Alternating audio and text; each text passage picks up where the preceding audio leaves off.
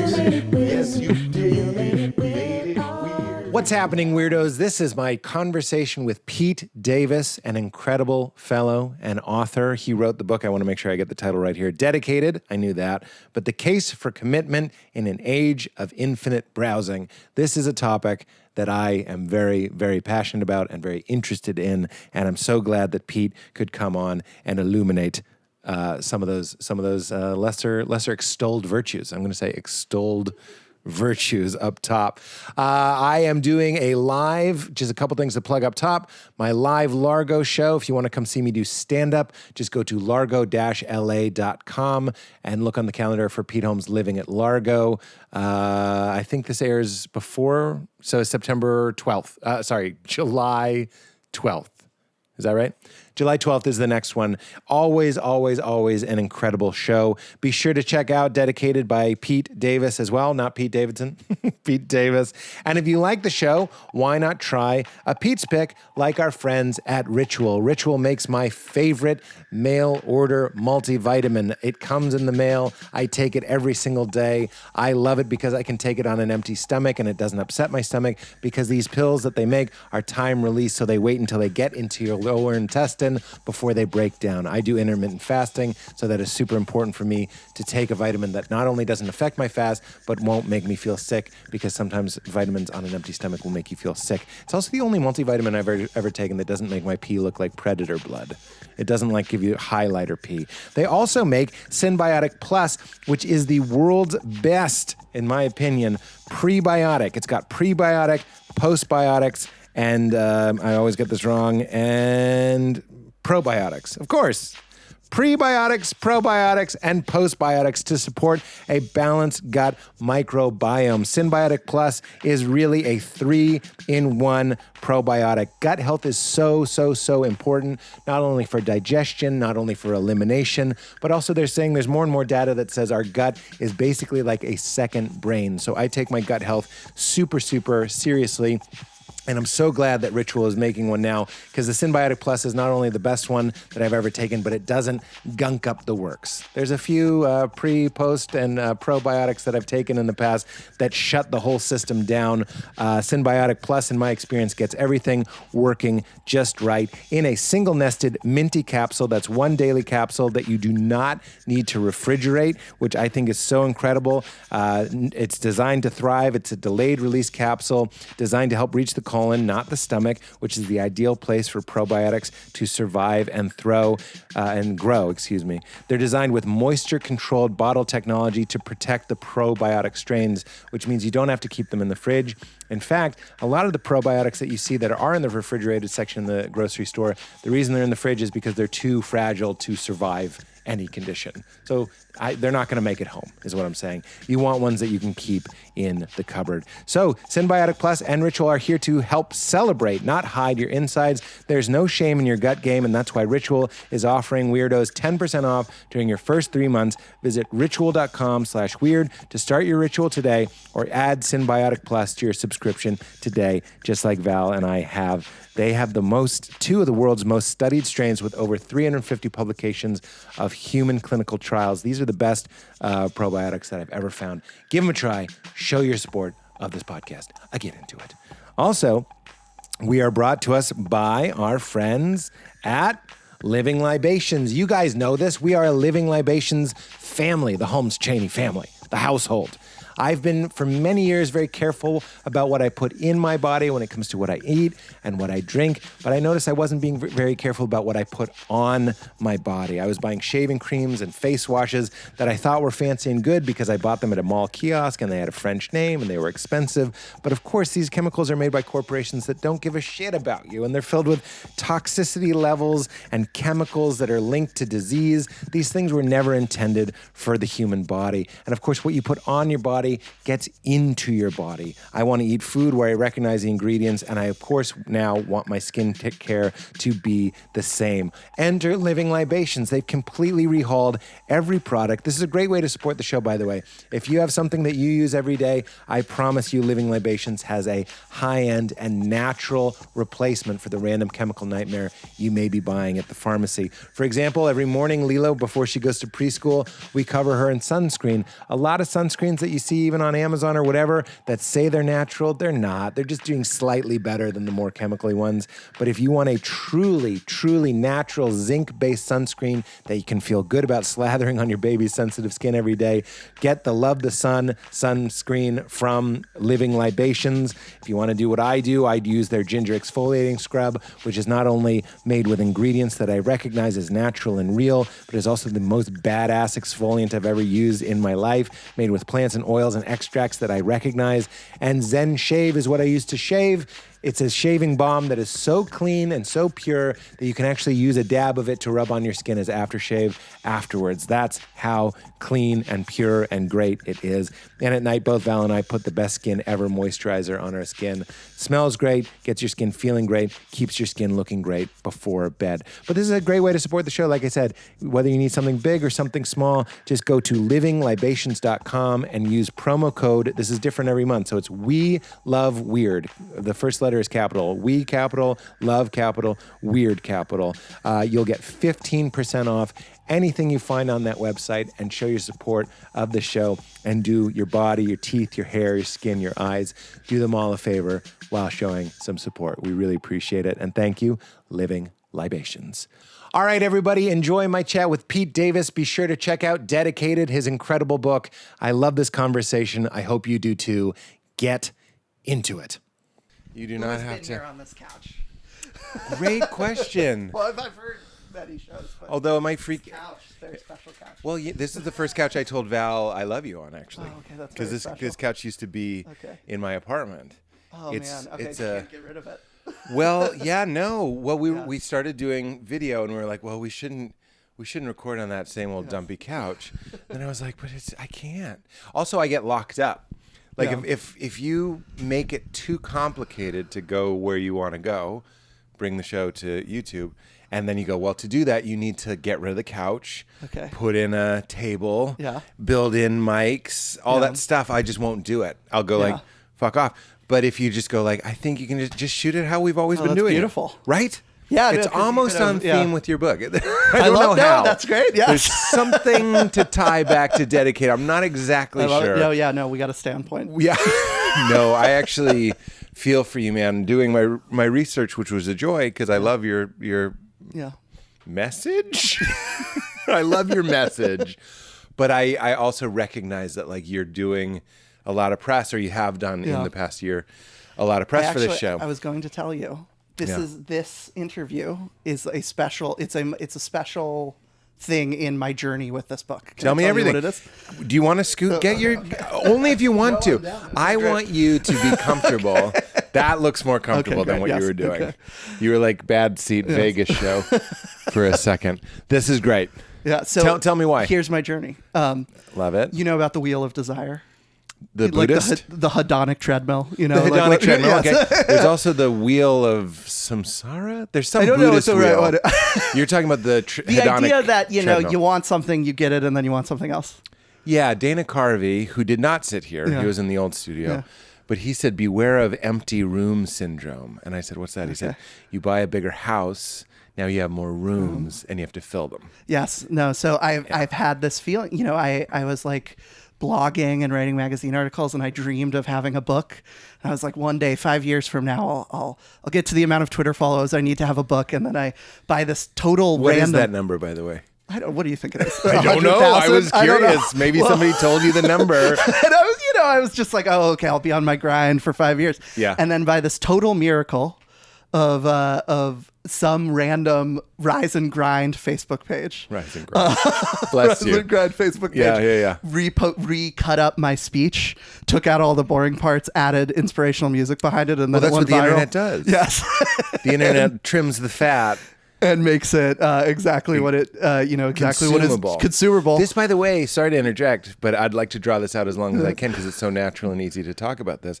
But I was just talking to somebody today about like Carl Jung has speeches like read by Alan Watts, but like on YouTube for all of the like, attention deficit, Instagram depression, whatever it might be, like the negative side of the internet, people are able to find Alan Watts reading a Carl Jung That's speech. amazing. People No, can there are good find- things. I'm not Absolutely. anti. I'm No, not I know anti. you're not. It was a beautiful. Well, that's why I'm here on this couch. Somebody took your Harvard speech. Did you go to Harvard? Yeah. Harvard College? Or Yeah, and then law school. Yeah, I'm one of those love it. people.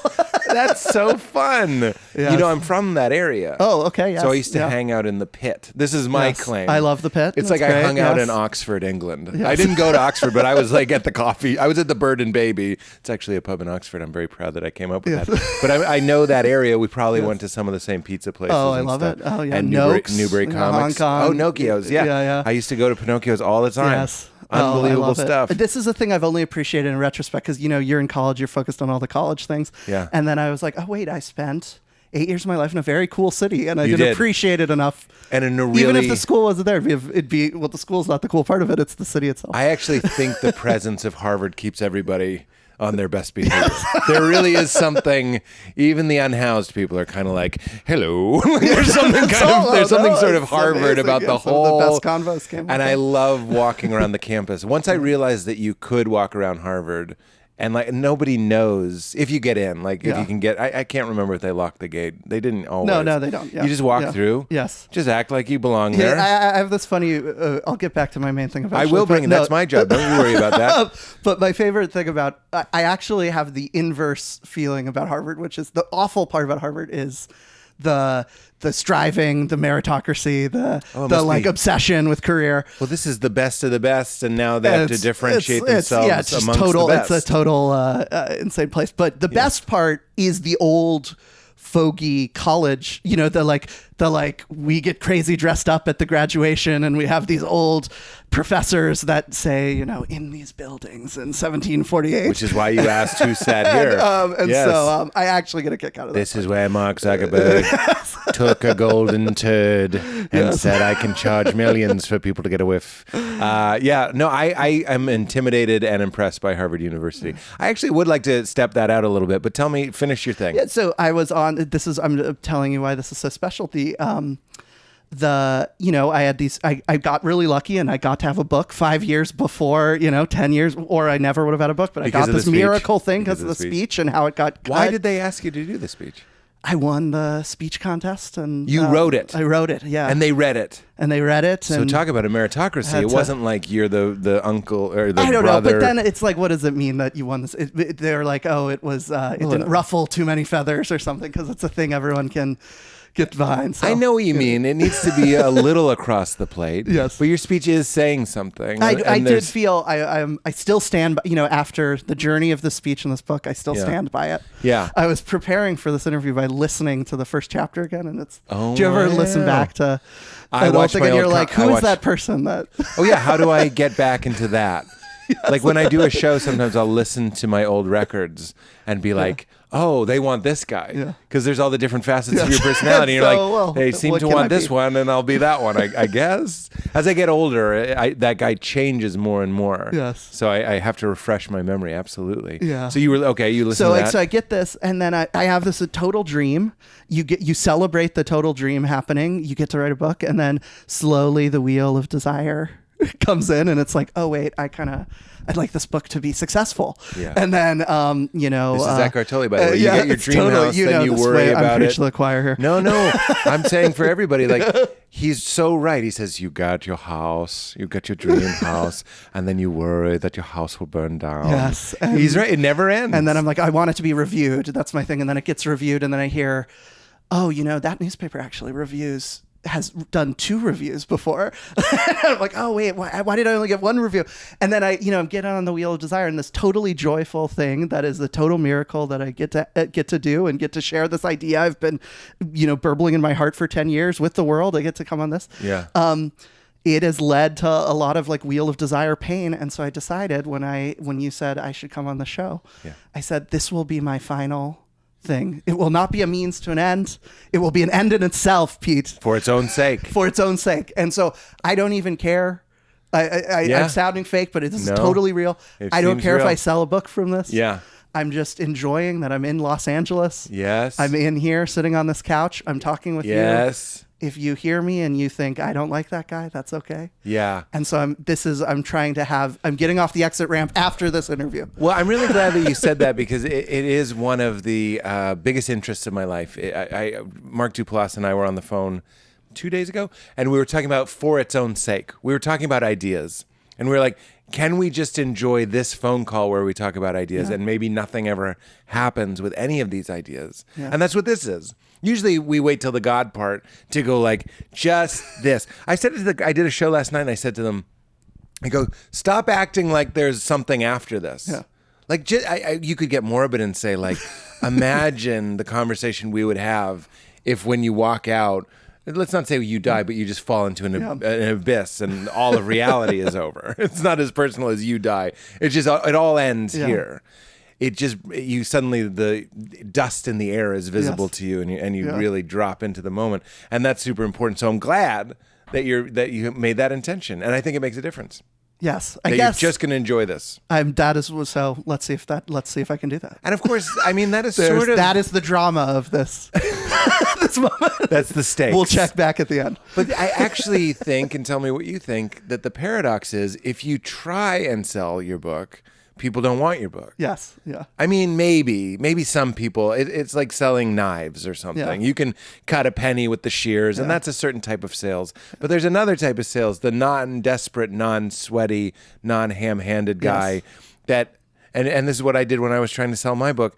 I know that sounds like I was trying Machiavellian, like I was trying to trick them, but I would just try to remember like doing comedy, what made me laugh the first time I thought this thought. That's when I think when I'm telling a joke. And when I was talking about my book, I tried to reconnect to the part of me that wanted to write it in the first place. Yes. Amen. Which was you noticing. I had two things I wanted to load you with. Okay. One is Buddha. By the way, I think it's like 90% of quotes attributed to the Buddha, Siddhartha. Are not Buddha quotes. Yeah. That's just a fun fact. So this is probably not Buddha. The Mark Twain of thousands of years ago. Precisely. And Native Americans suffer the same fate, unfortunately. A lot of things that are just kind of like general and wise. It just gets under the umbrella. So many tribes, so many peoples, but they're just like Native American wisdom. I learned that from people calling me out from doing it, frankly. But anyway, apparently the Buddha said, if you want to hit water, don't dig 6 1-foot wells, dig 1 6-foot well. Amen. And isn't that, I mean, I just wanted to put, nobody's come at you that way, but isn't that what your book is? No, that is the message of the book. 6-foot well. Yes. But let's step it out a little bit, because I listened to your speech, obviously, again, before this morning, and I loved it. And it's right, you were absolutely right when we started talking, that is exactly in line with what this show is about, which is figuring out a different way to look at reality. Yeah. And there seems to be a way that, I hate to be conspiratorial, but meaning the media machine, the social media, television media, even movies and culture seems to tell you that more is better. Yeah. Faster is better. Yeah. Online dating has to be something that you think a lot about. Yeah, totally. I mentioned it in the book. Yeah. It comes up. Infinite browsing mode. What a thing. Infinite browsing. Yeah, that's what is kind of the antagonist of the book. But no, I don't want it to be the total antagonist, because browsing is not an antagonist, but infinite browsing is. Right. And one of the great examples of that is what happens when you just browse through people over and over again. Because I'm going to tell you what I've heard, but I'm not buttering your bread. You are the expert. I've heard that people, when and the apps are designed that you might even match with somebody, and you start dating, and like 3 months in, they have the science when to ping you and be like, hey, a lot of people are looking at your profile. So there's money to be made in keeping you browsing, right? I mean, totally. Don't sell a guy 1 car, sell him 5 cars over 5 years, right? And tell them you have the problem and give the solution. Exactly. And in the solution, telling them you keep having the problem. Create the problem. That is one of the most, this is why I'm so excited to be talking to you. It's one of the most fucked up things in the world. Yeah. How did we get to a place where part of humanity is this section of humanity figures out how to tell this section of humanity they're not happy, so they can sell them something that they never needed? It's insane. Yeah, no, totally. Including partners. Amen. And it's, the thing I always like to say in this is that browsing, so the message of the book is the the joy of commitment as opposed to the pain and that comes from infinite browsing. I completely the agree. long-term joy of the parrot over the short-term safety and comfort of browsing. Absolutely. And I always like giving browsing its due, which is, what do people like about browsing? Okay, one is they like the flexibility. Oh, if this doesn't work, I can always break up. I can always quit. I can always do something else. I can always move somewhere else. Yes. There's a really beautiful part about browsing that I really want to honor. Well, you must run into this, like cultures where there's arranged marriage, cultures where there's there aren't really as many anymore, but caste systems. Oh, totally. Or like, yeah. my name is Holmes. That means we were homemakers. Like we built homes. Yeah, you So it's have like to be. You inherit a trade. Who wants to be the? You have to be the job that your parent had. Yeah, you if have your last to live name was in this Smith, you were a blacksmith. Yes. Like it wasn't just, hey, Smitty. It wasn't Smitty. It was your job. Yes. And there's a quality to that. There's a happiness tied to that extreme lack of choice, which is maybe what you're talking about. Yeah. But we've rebelled so far into what I call no one tells me what to do. This is like a total pendulum book. It's not like one thing is good and the other is bad. It's just like, I'm noticing we got to turn the dial. I'm noticing is is a very we good way to put turn it. the dial a little bit back Because people don't want you to take away their... It's like the illusion of freedom. Yes. Would you say? So keep on the dating thing. Okay, so there's like flexibility. You don't want to marry the person if they're not right for you. You want to be open to change it. There's a really beautiful part of browsing, which I call the authenticity that comes from browsing. By jumping from thing to thing, you find the thing that sparks your heart. Yes. You find the thing that inspires you. You find the thing that makes you alive. It very likely won't be the first thing. Right. So, and then the third kind of shallow one is, it's just fun browsing, which is, that's an important thing to have part of your life, is to just have fun jumping from. And the novelty. You say in your book that we have more access to more, like, it's sort of weird, but most of us have seen a guy with a beard of bees. There was a time that you would hear the carnivals in town and you'd take a 2.5 day journey to see the guy with the beard of bees, but we can all see it. You can Google image search, safe search off. Guy with beards. And then you see pubes of bees. You see, the fine hair on your butt of bees. I love this. I'm obsessed. I had to put it in the book because and all my friends are like laughed at me when I put it in the book because I'm like obsessed with this quote by Mark Zuckerberg, where he said he wrote a letter to his son as like some PR gimmick for Facebook at one point, and he said, "My hope is when you grow up, you can have 1,000 times as many experiences as people before you were able to have." And I just thought that was the weirdest. It's like the weirdest, creepiest thing. 1,000 times as many experiences. But that's what I think the novelty is. It's like the dream of we could have 1,000 times as many experiences. But that's the problem. And this is what we're talking about.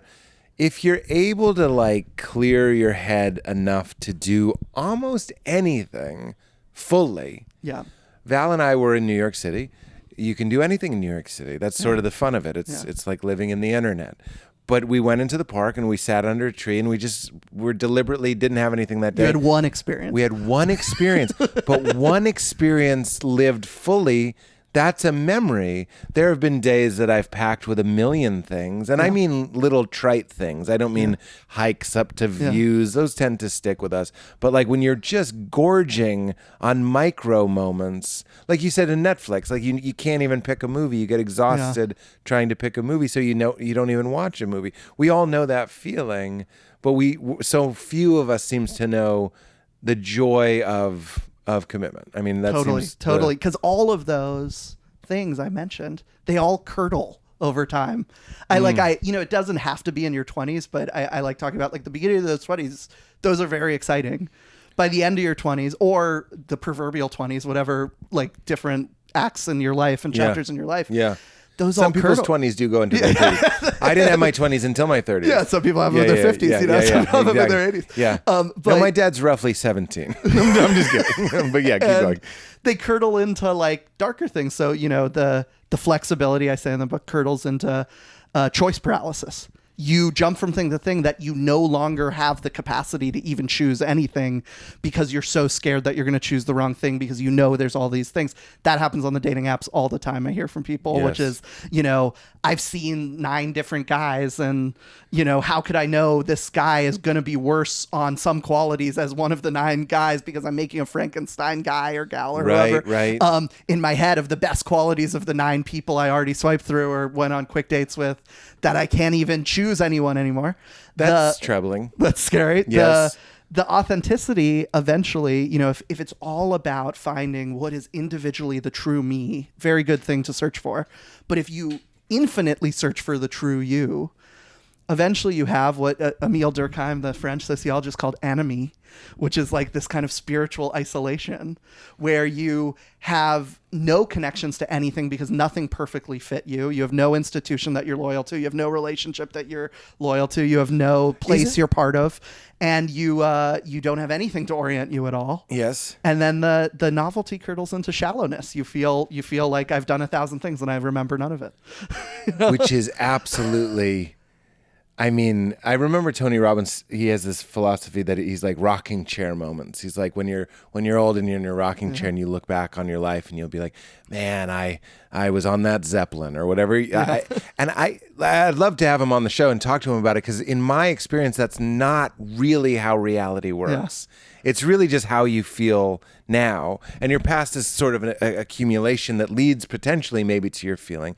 But here's something I think more interesting. As you were saying, a lot of it seems to be in service of this phantom, which is what in the religious tradition you'd call your false self, or you might call it your ego. And it's really in flux. It's not really a real thing. Yeah. Like 22-year-old Pete had different preferences than 32-year-old Pete and 42-year-old Pete. So when you're looking for the perfect partner that meets the desires of 22-year-old you, there's no move and there's no surrendering to the flow and the beautiful chaos of life, if that makes sense. You're looking at it as a binary, like he likes hikes, he doesn't eat dairy or whatever it might be. And then later in life, what I'm saying is we're not SAT bubbles. Yes, totally. There's not some you out there that you must perfectly find and you get the alert back.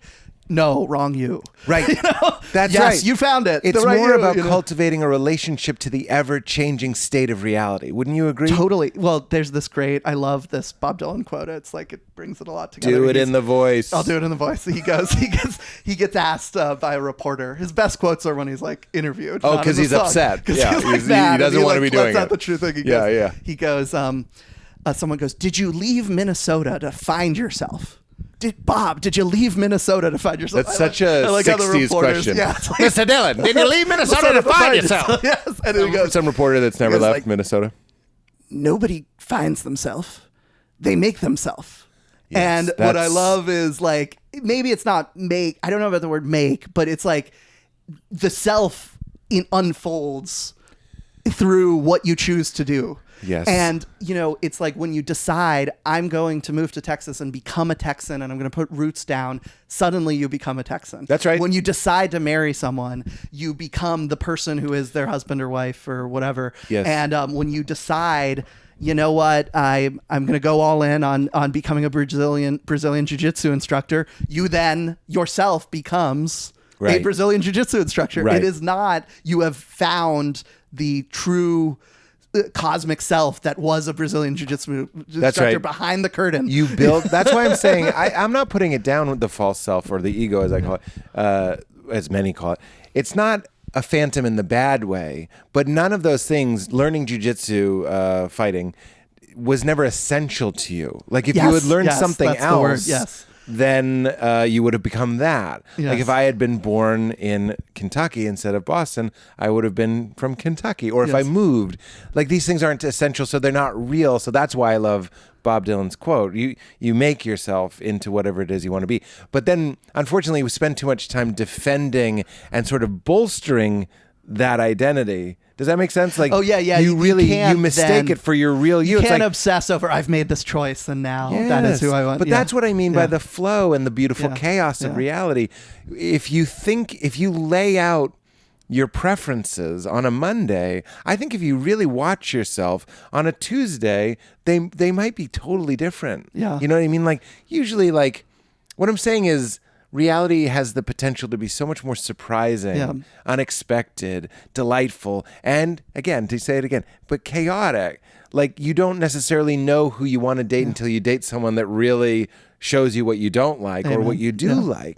But like putting it into like the SAT bubbles, this is a nonsense pursuit. It's the metaphor. I keep obsessing over like organic metaphors. Yeah. And I like filled the book with them. Gardens, not engineering. Yeah. You know, and it's so much of now we've tricked ourselves into thinking it's all science, it's all engineering, it's all mechanical. That's exactly what it is. It's much more, I don't know, it's probably not profound, and I don't even know how to back it up yet. It's just burbling in my heart, which is just, we're much more like plants than we are like a machine. Yeah, we're not ones and zeros.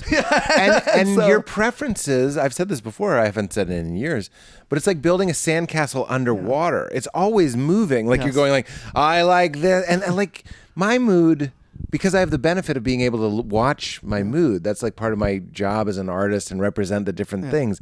It's constantly fluxing. But then there are certain things that I'm like, I'm all in with Valerie. But Valerie and I, even the way we are, that's my wife, for those of you that are just joining us. I think this is a radio show.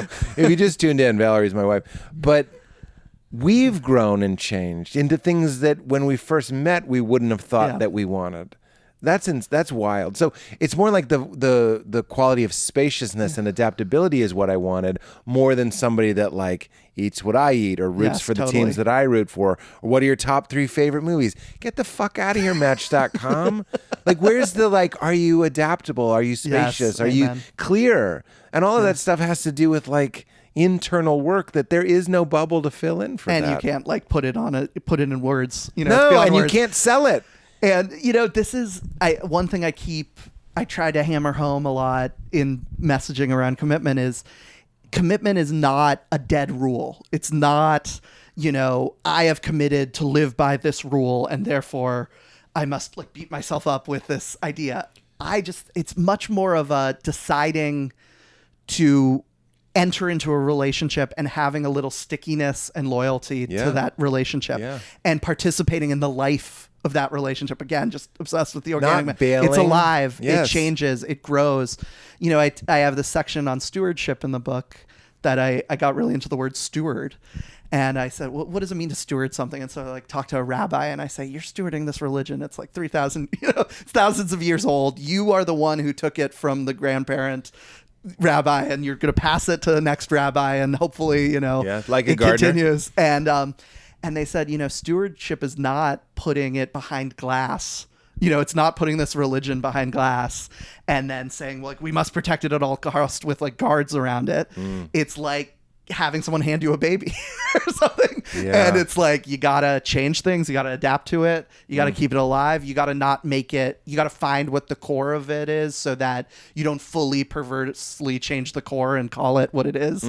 But you also have to know what's not the core and adapt to that. But that's like interpersonal relationships are like history too. History keeps like changing and flowing. What I'm saying is reality is a river. It's a flow and it's wild. And we'd like to tame it and change it and turn it into a survey, but it's not. And so that's what I'm saying. I think what you're saying is, well, tell me what you're saying, because it feels like committing to someone who might. I don't know if Valerie would have absolutely 100% on paper been my person that I would have said, I forgo all others. I never did internet dating, but like we grew into one another. You've heard the thing about arranged marriages where they say in America they put hot soup on a table and let it cool down. In India they put cold soup over a fire and let it get hot. Oh wow, I've never heard that. Isn't that good? I think we weren't arranged obviously, but the soup has gotten hotter and hotter as we went, but I never would have been able to put it on a form necessarily. Pardon the interruption, weirdos. This episode is brought to us by our friends at BetterHelp. BetterHelp knows life can be overwhelming and many people are burned out without even knowing it. Symptoms can include lack of motivation, feeling helpless or trapped, detachment, fatigue, and more. I know when I'm working a little too much, when I'm not taking enough me time, when I'm not being listened to enough. I mean, I can really start to run on fumes and grind to a complete halt. We are huge believers in talk therapy on this show, and I'm so glad that BetterHelp BetterHelp is here. We associate burnout with work, but that's not even the only cause. Any of our roles in life can lead to feeling burned out, and BetterHelp Online Therapy wants to remind you to prioritize yourself. Talking with someone can help you figure out what's causing stress in your life. Val and I have both had our lives absolutely transformed by talk therapy. It's greater than the sum of its parts. You think you're just talking to somebody, but for some reason, something about the human animal being heard and being seen by a professional can make a world of difference. And BetterHelp is customized online therapy that offers video, phone, and even live chat sessions with your therapist, so you don't have to see anyone on camera if you don't want to. It's even more affordable than in-person therapy, and you can be matched with a therapist in under 48 hours. Plus, weirdos will get 10% off their first month at betterhelp.com/weirdo. That's better, H-E-L-P, betterhelp.com/weirdo. Get some help. We all need a little help sometimes, and show your support of this podcast. Thank you to BetterHelp for your support of the show. Also, for those of you who occasionally enjoy a little nip of nicotine, look, we're all adults here, and I know some of us choose to use nicotine to relax, to focus, or just unwind after a long day. Thankfully, Lucy is a modern oral nicotine company that makes nicotine gum, lozenges, and pouches for adults who are looking for the best, most responsible way to consume their nicotine. Why not swap it up and try a new nicotine product that you can feel good about? I personally occasionally enjoy a little nip of nicotine when I'm working. I do find it helps me to focus and dial into what I'm working on. It's also just a nice little uppy treat that helps my mood and makes me feel a zesty jolt. I'm going to call it a zesty jolt. And if you enjoy using nicotine, you should definitely check out Lucy's products at lucy.co. That's lucy.co, and use promo code WEIRD at checkout. Also, I have to read this disclaimer. Warning, this product contains nicotine. Nicotine is an addictive chemical. Remember, if you're interested in a better way to use nicotine, visit lucy.co and be sure to use that promo code WEIRD. I always tell my friends who smoke, don't bring smoke into this. Don't bring carbon monoxide into it. You don't like smoking, you like nicotine. Just use nicotine. Your relationship is not your original decision to enter into the relationship, which is another thing. It is the whole life of the relationship. And so many people, if you think about someone as the one, any time that you're having a big fight with them, you're like, if you're thinking, oh, it's the one and I made this proper choice and you're always thinking after the fight, oh my gosh, maybe I didn't make the right choice. Maybe I had the wrong information. Yes. Maybe I was not thinking straight at that time. But the answer is not to reassure you and say, oh, you were making the right choice. You had the proper information. No, it's to say that choice was just one part of this journey. Yes. And every single piece is part of the journey. Yes. And your challenge right now is you're in the now. And are you gonna, if you feel like this living relationship is sick, are you going to heal it? If it feels like it needs to be strengthened, are you going to strengthen it? And honestly, and I say this a lot, having read a book on commitment, if it's truly dead, are you going to have this morbid play acting with the dead body of your relationship and like lose years of your life, or are you going to let it go? Yeah. And so that's the question. It's not, was this original choice the perfect choice? And that's the whole message I'm trying to get across is let's lower the stakes of the initial choice of diving in. Yeah. So that you can dive in and have all the joys of being part of a living thing with other people and other things and other institutions and places. It's another way of saying be here and follow through and see what happens. And see what happens, yeah. I'm glad you said that because it does sound, you must get that joke a lot that people, well, you can't get divorced now. You wrote a book on I think about it all the time. But I think, I know I don't want to, of course. Yes, I know. But I'm just, I tell my wife all the time, I go, if this book does okay, that it's worth writing a story on. It would be a viral story of the guy who wrote the commitment book. Yeah, was unfaithful or something. Course, so that's another thing keeping this together. Well, the fitness guru has a heart attack after eating a pizza. That we like those sorts of ironies or whatever. Yeah. Tell me a little bit more. We had a couple irons in the fire going. I like the Netflix one. I also had the other survey. Do you want to hear the other thing I wanted to tell you? Yeah. I've said this many times on the show, and I might get it wrong, and you might be familiar with it, so correct me. but they did a test. They had 6 paintings and 2 groups of 10 people. Yeah. All of this is made up. And they were prints, but like nice Yeah. canvas prints of classic paintings, Starry Night, Picasso, different things. And they said to group 1, you can pick one and that's it. Yeah. That's your painting. But it's free, but that's your painting. And they said to group 2, you can pick one and in 6 weeks you can trade it in if you change your mind. So group 1 picks their painting, that's their painting. Group 2 picks a painting, 6 weeks, most of them trade it in. Yeah. Almost everybody trades it in. Then another 6 weeks later, they survey Group A and Group B. How satisfied are you with your painting? I'm sure you can predict the outcome. Group A, thrilled with their painting. Yes. They love their painting. I love it. That is the microcosm of the whole message. That's the whole thing, Yeah, right? this And is I don't from- even have to finish it. Group B, they hate their fucking second painting. It's amazing. It's called the guy who did that study, Dan Gilbert. I knew you would know part it. of getting the study. Part of the study, he came up with this phrase, the psychological immune system. I love this phrase, or he popularized the phrase, the psychological immune system. And what it is we have. It's this concept that we have our mind and our heart and our soul has a bunch of tools in its toolkit to make us feel good about what we have. And Wow. and they do these famous studies with like people who become quadriplegics or people who win the lottery. So a thing you think is going to totally make your life horrible or totally make your life great. And he says psychological immune system just comes in if you accept that this is what I am dealing with right now. I'm dealing with being super rich, or I'm dealing with losing my legs or something. And then it works its magic and it starts saying starts rewiring your sense of meaning, starts making you look for the good in the thing, or making you look for the bad in the thing. It's like it's more normalizing than just like it just normalizes. And then the people who win the lottery end up not being they're a little happier, but they end up not being as happy as you'd expect. And the people who are quadriplegic are a little more having struggles, but not as much as you'd expect. Right. Because the adaptability. the quadriplegic, they might, suddenly discover a part of their soul that they're really good at talking to other quadriplegics, and they find a quadriplegic community. They might see that like, oh, I have this new thing that's inspiring, this new mountain to climb of how to find out how this thing happens.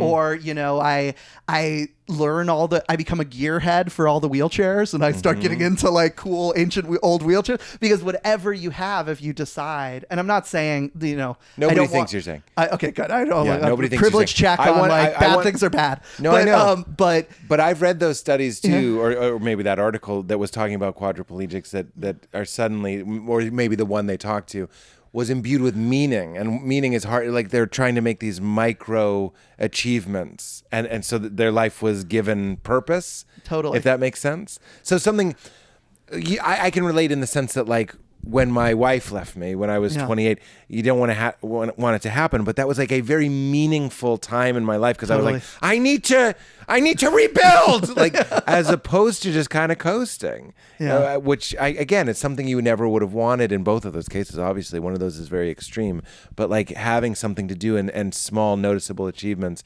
can really enrich your life. Amen. How much are you a Wendell Berry person? Do you know about Wendell Berry? The little caramel candies? The Kentucky farmer, philosopher, poet. Tell me everything. Oh, he's great. I know nothing. Okay. Wendell Berry is he's this poet of localism. He's a poet of like loving the place you are. And he has this amazing, and he's a farmer. Localism. Like, yeah. if I'm in tune with what I'm doing right now, I'm being localist. That would be like a very micro localist, like what you are right here on this couch. But you can even apply localism to that. He's more kind of on the town level. I understand. Like if you were like, I love LA, or I love this neighborhood, and I'm different altitudes. I'm getting into this neighborhood. If the plane is on the ground, it's just like good on you. Okay, great. And I got really into localism because of him, because you're looking for answers in politics, and there's not many localist political causes. It's all people fighting about federal stuff. And he has this amazing story that I just feel brings it all together, that explains how this all works. And it's called the bucket. And he goes, my grandpa's bucket. It's like an old Kentucky farmer poet's I've never seen this man, but I think I'm picturing him perfectly. And he goes, there's a bucket that's on a rusty nail on my grandpa's farm, and the bucket's there, and we all forgot about the bucket. And the major fact about the bucket is it's a receptacle, and it's nailed to this post. Okay, that's all that matters. It's just there.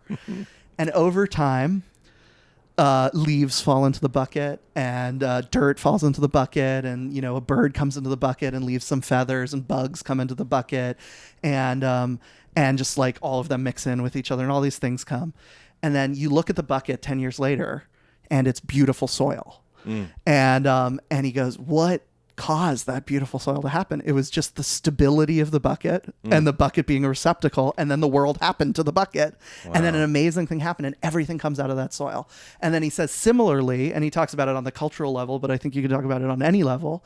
He goes, if you have a stable group of people that are in community together, the equivalent of the leaves and the feathers is like someone comes up with a song one day and they all like hum the song and they all think it's funny and they remember that song 3 years later. Or someone comes up with an inside joke, or someone has a problem and someone else has a really great insight and they try the insight and it works and it becomes a rule of thumb. And over time, that group of friends, or the way they talk to each other, nicknames or something like that. And over time, you wake up 10 years later and that group of friends is rich soil. Is the soil. It's like the most lovely thing, and you don't even know how to describe it. But what was the two factors that made that all happen? Like, I could get into the mechanical engineering of all those things and the importance of inside jokes and studies about that. But the two major factors at the core are they were stable with each other, they were committed to each other, and they were willing to be receptacles of just like things as they come. They were receiving the flow of life, the river. And so I think this might merge what you like talking about and what I like talking about, which is there's the flow of the world and all these things happening. But then if you are willing to let the strands of time go a little longer, which is all the commitment message is. It's like, just try to do it a little longer. Try to have a spirit of like, I'm going to go back to this even though I don't want to today. Magic things happen. We had a friend.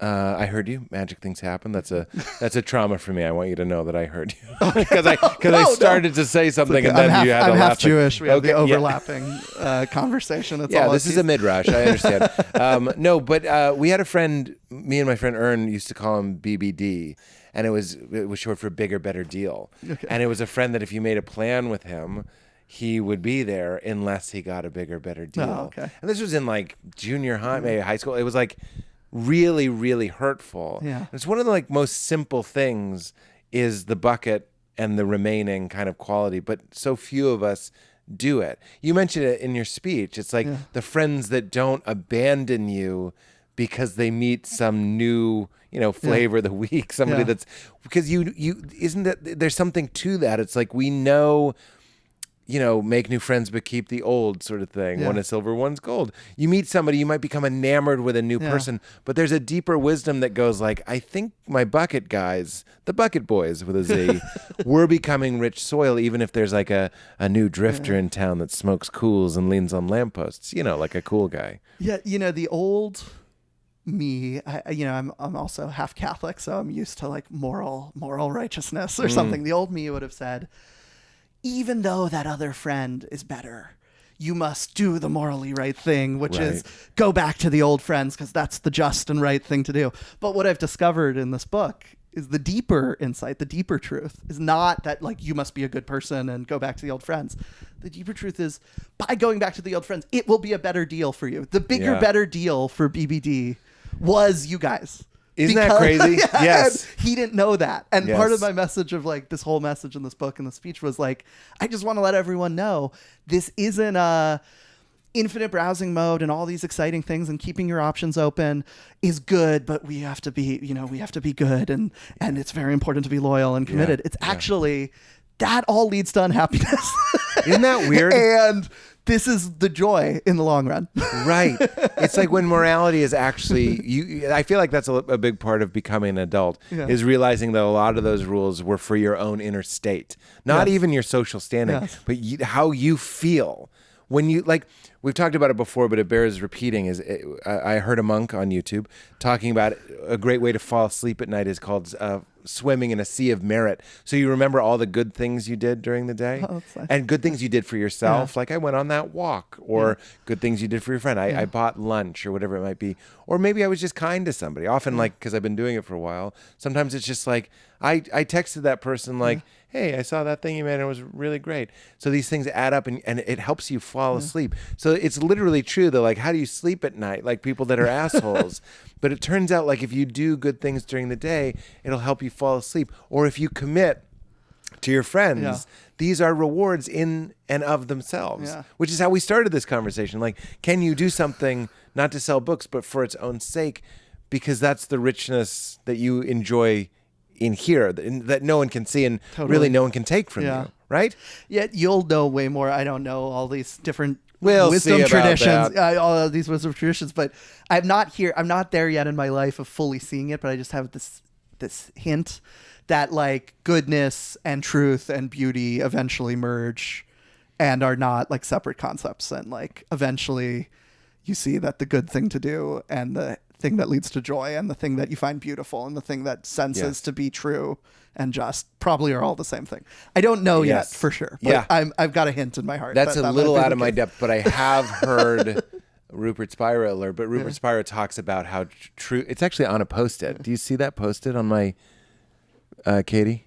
It says beauty, love, I can see it. It's the third one from the left. Understanding, which is, you want to just hand me the post-it, please? He makes the argument that they are the same. Yeah. That you're seeing this post-it is not going to convince anybody, but I do want to see what it says. Thank you, Katie. Understanding is thinking. It's like it's sensing the one thing through thinking. Yeah. Love is sensing the one thing with feeling. Yeah. And beauty is sensing this one thing, the only thing that's happening, by the way, with perceiving.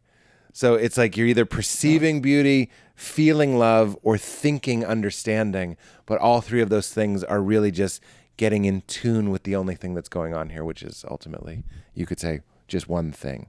And when we say it's love, by the way, it doesn't mean like ooey gooey, warm feelings. Yeah. It means it's this undulating yes. Yeah. It's almost maddening yes of expanding, contracting, fractaling that has led to this absurd conversation that we're having, right?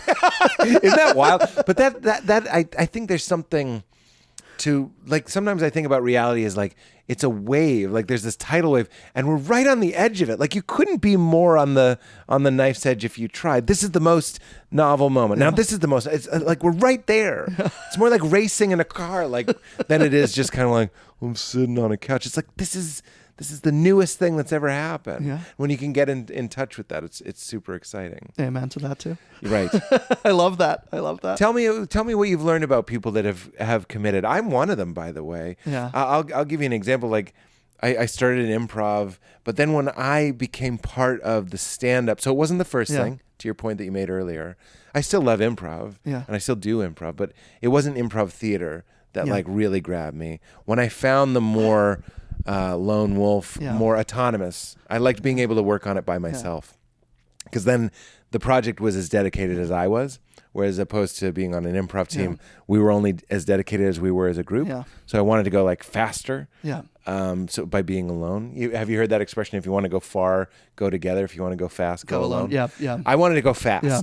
So it was like, I'll get to improv later. When we shoot sketches, we'll improvise, but I got to go fast right now.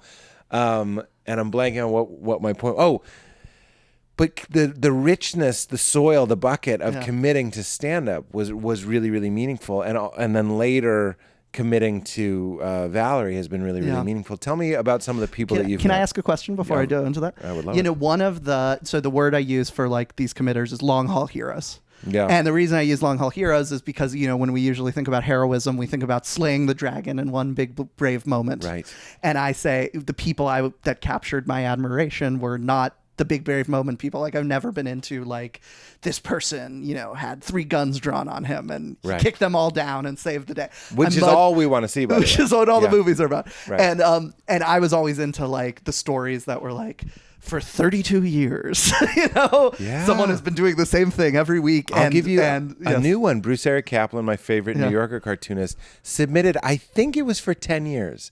He mailed the New Yorker 10 cartoons every week for almost a decade. Love that. And just got no's. And I think you're going to like this. If that were a movie, if we made a movie of Bruce Eric Kaplan, that would be a 30-second montage. All we want is him opening the letter and the weeping. montage, I didn't put it in the book at the end, but I had this thought. It's like the montage is The movie is the whole thing that we're trying to. But all we want is winning. We just want the winner's circle. Yeah. You don't want the failing. That's sort of what Crashing was about. It was a slowing down of the montage. We got to do 3 seasons of like no, and even that it's super sped up. It's super sped up, but it was slower than usually. They're already famous comedians or successful or good comedians when we start. But we wanted to be like, what if he stinks? What if he's grinding? And oh man, what was your question though? Yeah, so my one of the Longhaul Heroes that really affected, like one of the earliest seeds of this idea for me is like my obsession with David Letterman, because I used to watch it every night. I was too young to have watched the original NBC show, but I watched the Late Show on CBS, and I watched it every night. And there was and then I watched it all the way to 2015 when he had his big grand like final show. And it was funny watching the clip show and everyone like talking about these great moments, like, oh, the time that he, went, put Velcro on and jumped on the wall, or the first time he dropped the thing off the roof. And I was just like, these moments don't capture David Letterman at all. Yeah. It's like, and you're watching them and they're just so small compared to my experience as a person who David Letterman experienced. And I'm like, that is not, you can't capture it with like, oh, that big epic thing, even like his great things where he came on after 9/11. It's not a beautiful thing. The thing about David Letterman was the corpus, not the opus. It was that every night he brought his lens to the world, and over time that lens, if you're a loyal viewer, burrows into your heart, and now my whole way of being is like 1% David Letterman now. That's right. And he's in your home. He shows up in your home, like on your TV, but he comes to where you're sitting. That's what when people want to start podcasts, I always tell them the one thing, it's a relationship and you have to be consistent. Totally. If you tell them we're going to be on every Wednesday, you have to be on every Wednesday. Totally. Because that's David Letterman. Yes. David Letterman was like, I really think our animal minds are this simple. He was your friend. Totally. You know what I mean? Yes. Yeah. He showed up. What is a friend? Someone who shows up when they say they'll show up. Yeah, he was loyal to, it sounds totally crazy. He was completely disloyal to you. He was loyal to the viewers. Well, it's like, who are we talking about, Bruce Wayne or Batman? It's like when you become a symbol, when you become something bigger than the man. Yeah. So when you become a TV show, that's what the band is, and the lights and the broadcast. It turns him into something bigger than just David. David, what I'm saying is lowercase d, David, doesn't give a shit about you. Yeah. But uppercase D came into your home and your heart every day. And doing that by coming into everyone's home, he's just chipping away at the culture, just pushing the culture just like one little inch by one way he asks a question or one way he finds something funny. And then you wake up on the other end in 2015 and not in 1979 or whenever he was at the Comedy Store or something. And the culture is different because he turned away at that. And I don't think one perfect movie that he did would have done that. I completely agree. And now the culture seems to have shifted. We had work day at our preschool today. So we were like shoveling the sand at Leela's school. We were having this conversation and somebody started explaining what some TikToker had done. I'm not even putting it down. I'm just saying, like, when you don't know who a TikToker is, like, you don't know Kid Licorice? And someone starts talking about Kid Licorice. They were literally like, Kid Licorice puts salt on his hand and he throws it to a donkey. And you're just like, this is nothing. Yeah. I'm not saying maybe if you invest in Kid Licorice, it's not a fake name, but you stay with that person for 10 years, maybe that is a meaningful relationship. Yes. But it's almost like the whole grocery store has turned into just the samples. We just have these little samples. Totally. Instead of that almost marital relationship you had with David Letterman. Yeah, and you're going to forget Kid Licorice. You're going to forget Kid Licorice. I'm going to be in the retirement home being like, will it float? I heard Dane Cook say two things come to mind. Dane Cook was the first person I heard say, like, I have to keep feeding my fans content. I have to keep giving them more. Yeah. But that's a person that understood that it was a relationship. Yes. Yeah. And what they wanted was this. Content is such a shallow word, but he means more comedy, more stuff for them to eat. The other thing, before we get to your question, and we will, I remember Conan said this to me, name droppy, but he was like, there's all this noise. You're going to love this. This could have gone in your book. And he's like, I feel like my whole career I've just been standing in all of this noise. People have tubas, people have synthesizers, people have guitars. People are dropping their guitars and grabbing tubas. People are dropping their tubas and grabbing guitars. And it's just a cacophony of chaos. Yeah. And he's like, I stood in the center. I stayed where I was. And I just kept hitting the triangle. Ding, ding, ding, ding. He's like, that's what you should do. He's like, just keep doing what you do. And eventually the powers that be, the people that book the shows or make the deals or whatever, they're like, look, I've been putting my ear to show business. What is that? It starts to emerge from the wall of chaos. You go like, what is that ding, ding, ding that I've been hearing for 10 years? Yeah. And you hire the ding, ding, ding guy. Jim Gaffigan used to be one of the, he wasn't like ridiculed, but it's sort of a famous thing that when Jim Gaffigan started, let's put it this way, I bet he was funny, but no one liked him. And that's important. Like when I got to New York, I still met people that thought it was crazy that he was starting to blow up. They were like, Jim Gaffigan? That's a guy that was ding, ding, ding, ding. But if you're starting and you're not like ripe yet and you're just going, that's silly, that's insane, or whatever, it just sort of looks dumb. Yeah. But you ding, ding, ding long enough, that's like, let the fucking bread rise in the oven. But too many people are going like, it's still dough, change it. Make it a cake. I got to get a different instrument. I got to do that. Exactly. Maybe people are into this instrument now. And that's the desperation that we were talking about. No one wants someone selling a book and no one wants going like, do you want me to be a musician? Should I do parody videos? Like, just do what's written inside of your bones. And you can see so many examples of that. I like this example because it's like famous people and we love them and stuff. But well, but sure. It's, the math teacher that calmly teaches math every week. We just had the 50th anniversary of the crossing guard in my neighborhood. Oh, wow. And they named the crosswalk after the crossing guard. Wow. Who was that? And, from, the people that chip away at a cause, like you can see the politicians, the types of politicians that young people are drawn to in the deepest way are not the glitzy, glammy ones. They're the ones that have been hammering away at something for 30 years. Yeah, Bernie comes to Yes, he's a great example of that. It's what a triangle hitter. Just backbencher in Vermont hitting the triangle. That is the most triangle hitter. Good on you. You coined a new phrase. He's a real triangle hitter, that guy. And then you got to have faith. If it's coming from a true place, you got to just have faith that either your time will come, it'll hit the zeitgeist, or if it never hits the zeitgeist, that was your truth, and that was a beautiful thing to do. I just did a show. I won't mention the musician in case this is disparaging in any way, but like I was talking to Kenneth, one of the guys from Milk Carton Kids. He was at my show last night. We were hanging out, and our musical guest was amazing, like clearly a genius. But we were like, Kenneth was like, 15 years ago, this guy might have been like, I'll be headlining the Bowl. Like, that's the goal. Yeah. But like he stayed on the path, and now maybe he scores movies or he produces records, but he's still being a genius, still doing his thing, but it wasn't necessarily... It's not an all or nothing, zero sum sort of like either your dream comes true or it doesn't. For some reason, the triangle hitting doesn't mean you get plucked and get to be Conan O'Brien. Totally. It means sometimes they dedicate a crosswalk to you, or sometimes you taught some kids math and made their lives better. It doesn't necessarily mean fame and fortune. Even just, I sometimes I talk about these grand examples of commitment. Even just every parent, everyone who's married, everyone who's a good friend. Yeah. It's like...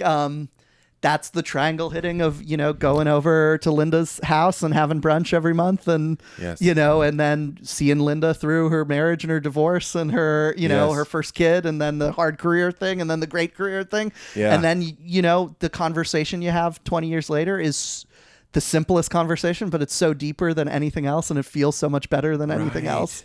And that's much better than the friend that was exactly like you and said the most charismatic thing. And had all the moments. And you went viral. Yes. Who cares? This is really interesting stuff. But how do you make it... how do you make anybody care about this? I think... I got a few. I care. I'm glad you care. And a lot of people bought the book. The reason I actually, the way I came into this journey, part of it, we've talked a lot about part of it, which is I just had this, I'm a commitment super fan. I love Longhaul Heroes. I collect all these stories. Diana Nyad has tried 5 times to swim from Cuba to Key West. I love it. Like, I'll eat it up. So that's my Abe Lincoln's one of those big failure guys too. Oh my gosh. Abraham. Yes. No, lost every election but one. And then, yes. So I was into that. But what was the movie Lincoln? Already president. Yes, already right? had some grand moment. Yeah, not grand him, moment. Not him as a lawyer riding the circuit or something. I want Lincoln Begins. Yes.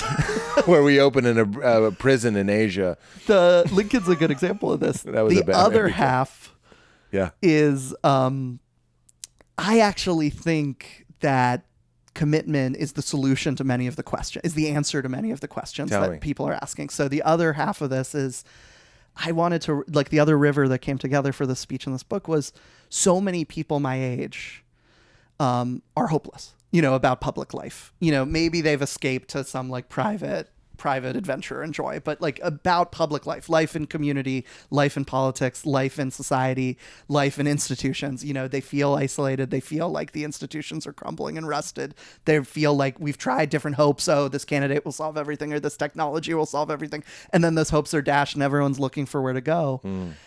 And when it comes to impact, like healing the wounds of our time, solving the great problems of our time, fighting the important civic battles of our time, they're all going to be 30-year struggles. The heroes should not be when we're looking, I love this one guy told me once, and I love this idea. My heroes aren't just the civil rights movement people of the 1960s. My heroes are the civil rights movement people of the 1920s. Because they started rolling a ball. They started rolling a ball. Yeah. And it was much harder for them. It was hard for the people in the 60s, but it was really hard for the people in the 20s. But there's no 3-act structure to that. Yes. They don't get their win. They don't get their story. Yeah. Yeah, no, unless they come back as a ghost. It ends with like a young member of the 60s generation goes, oh, that was pretty cool, even though they failed.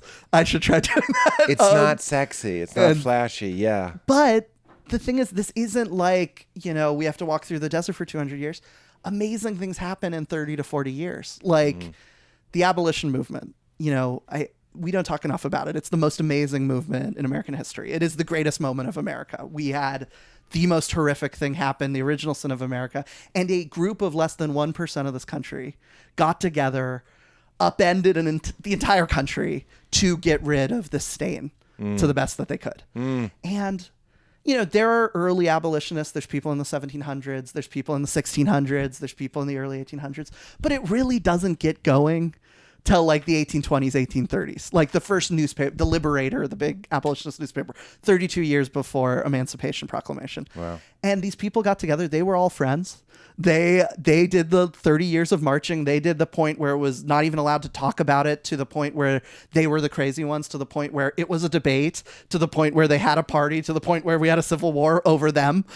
And we say it was over slavery. No, it was over the abolitionists. Yeah, cut to those guys going, this is our fault. But I mean, it was a big deal. It was a war, but it was good. It was a good one. Yeah, yeah. And they're like, whoa. Okay, But you have to feel kind of like, oh gosh.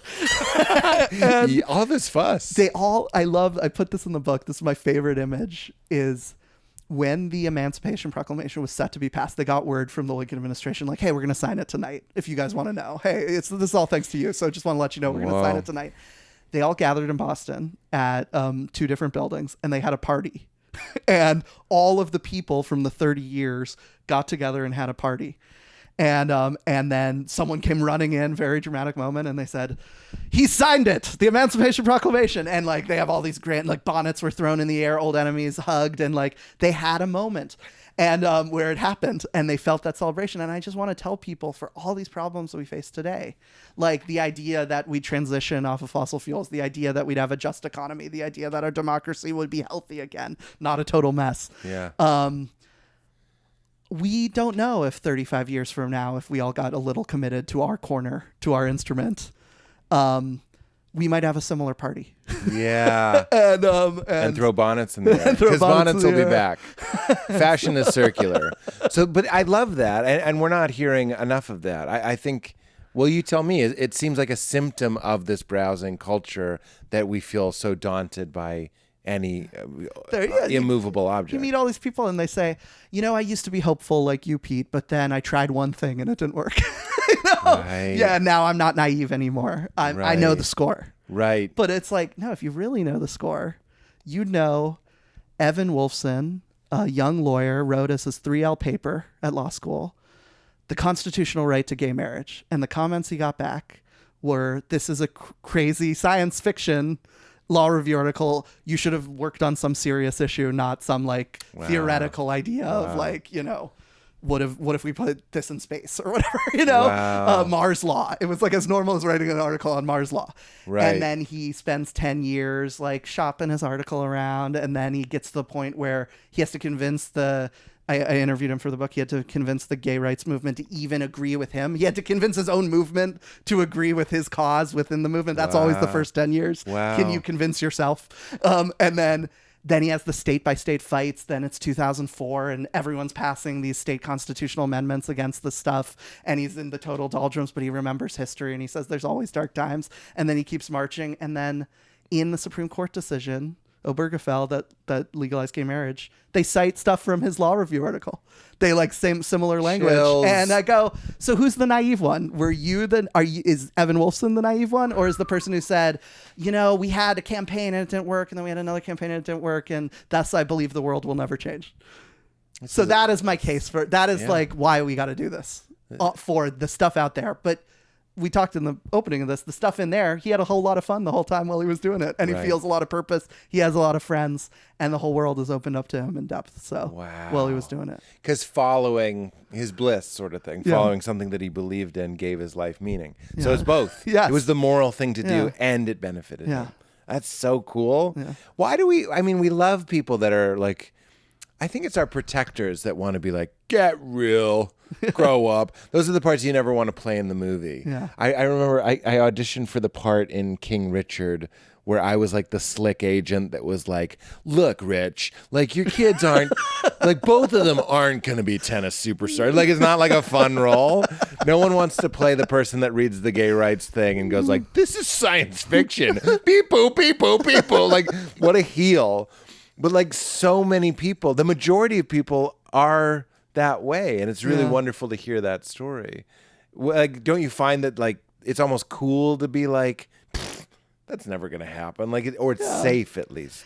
Yeah, and I think we're all trying to protect ourselves, and we're you don't want to look dumb. It's fear of vulnerability. It's the cult of smart. Right. Cornel West has this great phrase. We got cult of smart. The only thing that should be smart are our phones. And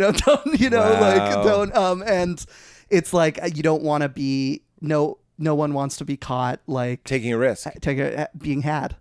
And the thing is like that fear is actually what is stopping us from finding the stuff we're all looking for. I say this all the time, but I got it from Game Maker's Toolkit, which is a great YouTube channel that I really like. They talk about in game development, I forget which game company it was, but they had a slogan on the wall that said, fail faster, find the fun. And I just love that. You get it immediately because we're completely in sync. Not don't fail, which is the people that are like, you're never going to do that. That's stupid. Fail faster. Like, let's get on with the failing. Yeah. Let's get the people telling me this is bullshit. Let's get my own cause not even agreeing with me. Get to it because that's like a sign you're on the right path. That's what I tell people. That's the lineage of stand-up. And we do have to get to your question. Is I'm like, if it sucks, that's how you know you're doing it right. That's a line we put in Crashing. I was like, and then you almost have to mythologize that. If you're starting stand-up, go, and if you're eating shit, even our phrases are fun. We have to try and make it fun because it's so hard. You're eating shit. You're eating a shit sandwich. You're bombing. You're sweating. It sucks. That, like, solidifies you into a community that have all done that. Totally. Dave Chappelle might be an example of someone who didn't really bomb. There's always like the Paul Bunyans of the world, but I promise you everyone else knows Richard Pryor certainly ate shit, especially the time that he was in. Whoever, name anybody, they know what it's like to bomb. So I've seen Bill Burr have soft sets before he was Bill Burr because the crowd sucked and maybe he was tired. Like everyone was just kind of finding it. Bill was working out some new stuff. I promise you. So you start going like, talk about images and symbols. You go like, I'm Batman, and sometimes the Joker gets a few hits in. Well, just hearing about that, isn't it so romantic? It's the definition of romantic. Yeah, the capital R. It's absolute romance. Yeah. And you start to go like, it's like getting your hits or something. Yeah. I think about male initiation rites where there's starving the kid or not to death, but like 3 days in the wilderness. like I hear those stories obviously, and I go, that's so absurd and barbaric or grotesque or strange or unfamiliar.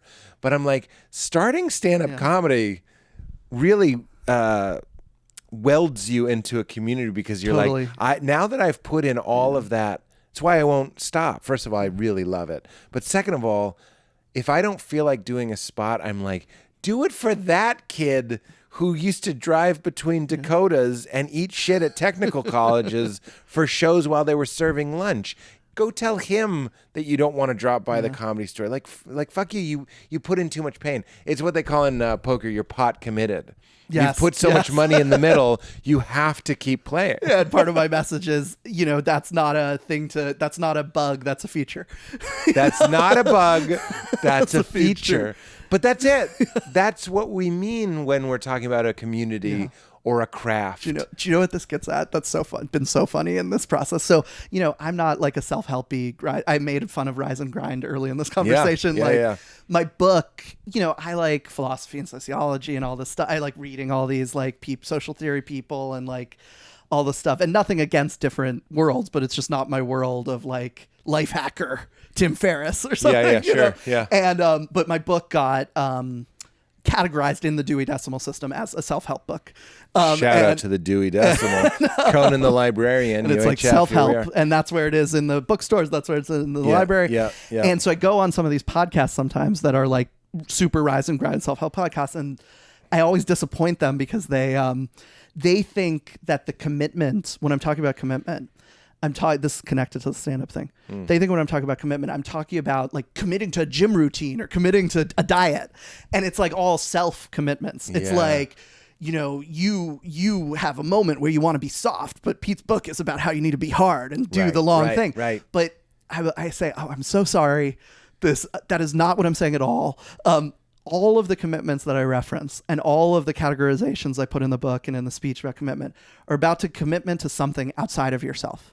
So the more important thing in the stand-up story is not necessarily just your commitment to your own stand-up career. It's to the practice of stand-up. It's to that when you decided to commit to it, it wasn't just like you're now honing a skill and that skill will be in your toolkit that will make you more powerful. Right. Like playing a video game. I'll get experience points and I'll get stronger and stronger and I can fight bigger dragons. It's like you join a thing that connects Lenny Bruce to the jesters in the medieval times, to your to the friends, troubadours, to my friends, like, to a comment that's like, oh, Jerry Seinfeld was part of the older class and I'm now part of this generation. And now, I was a little older than him and whoever the door person at different comedy clubs and things like that.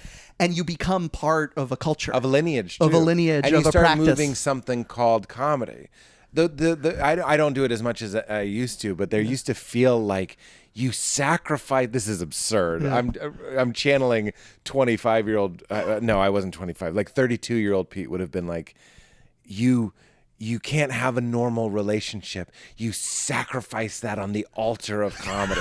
That's what I really believed. Yeah. And you could say that at an open mic and 5-6 crusty, weird men and women would nod along with you and be like, that we get up our own butt a lot, but really it's all in the service of this mythology that makes it so fun.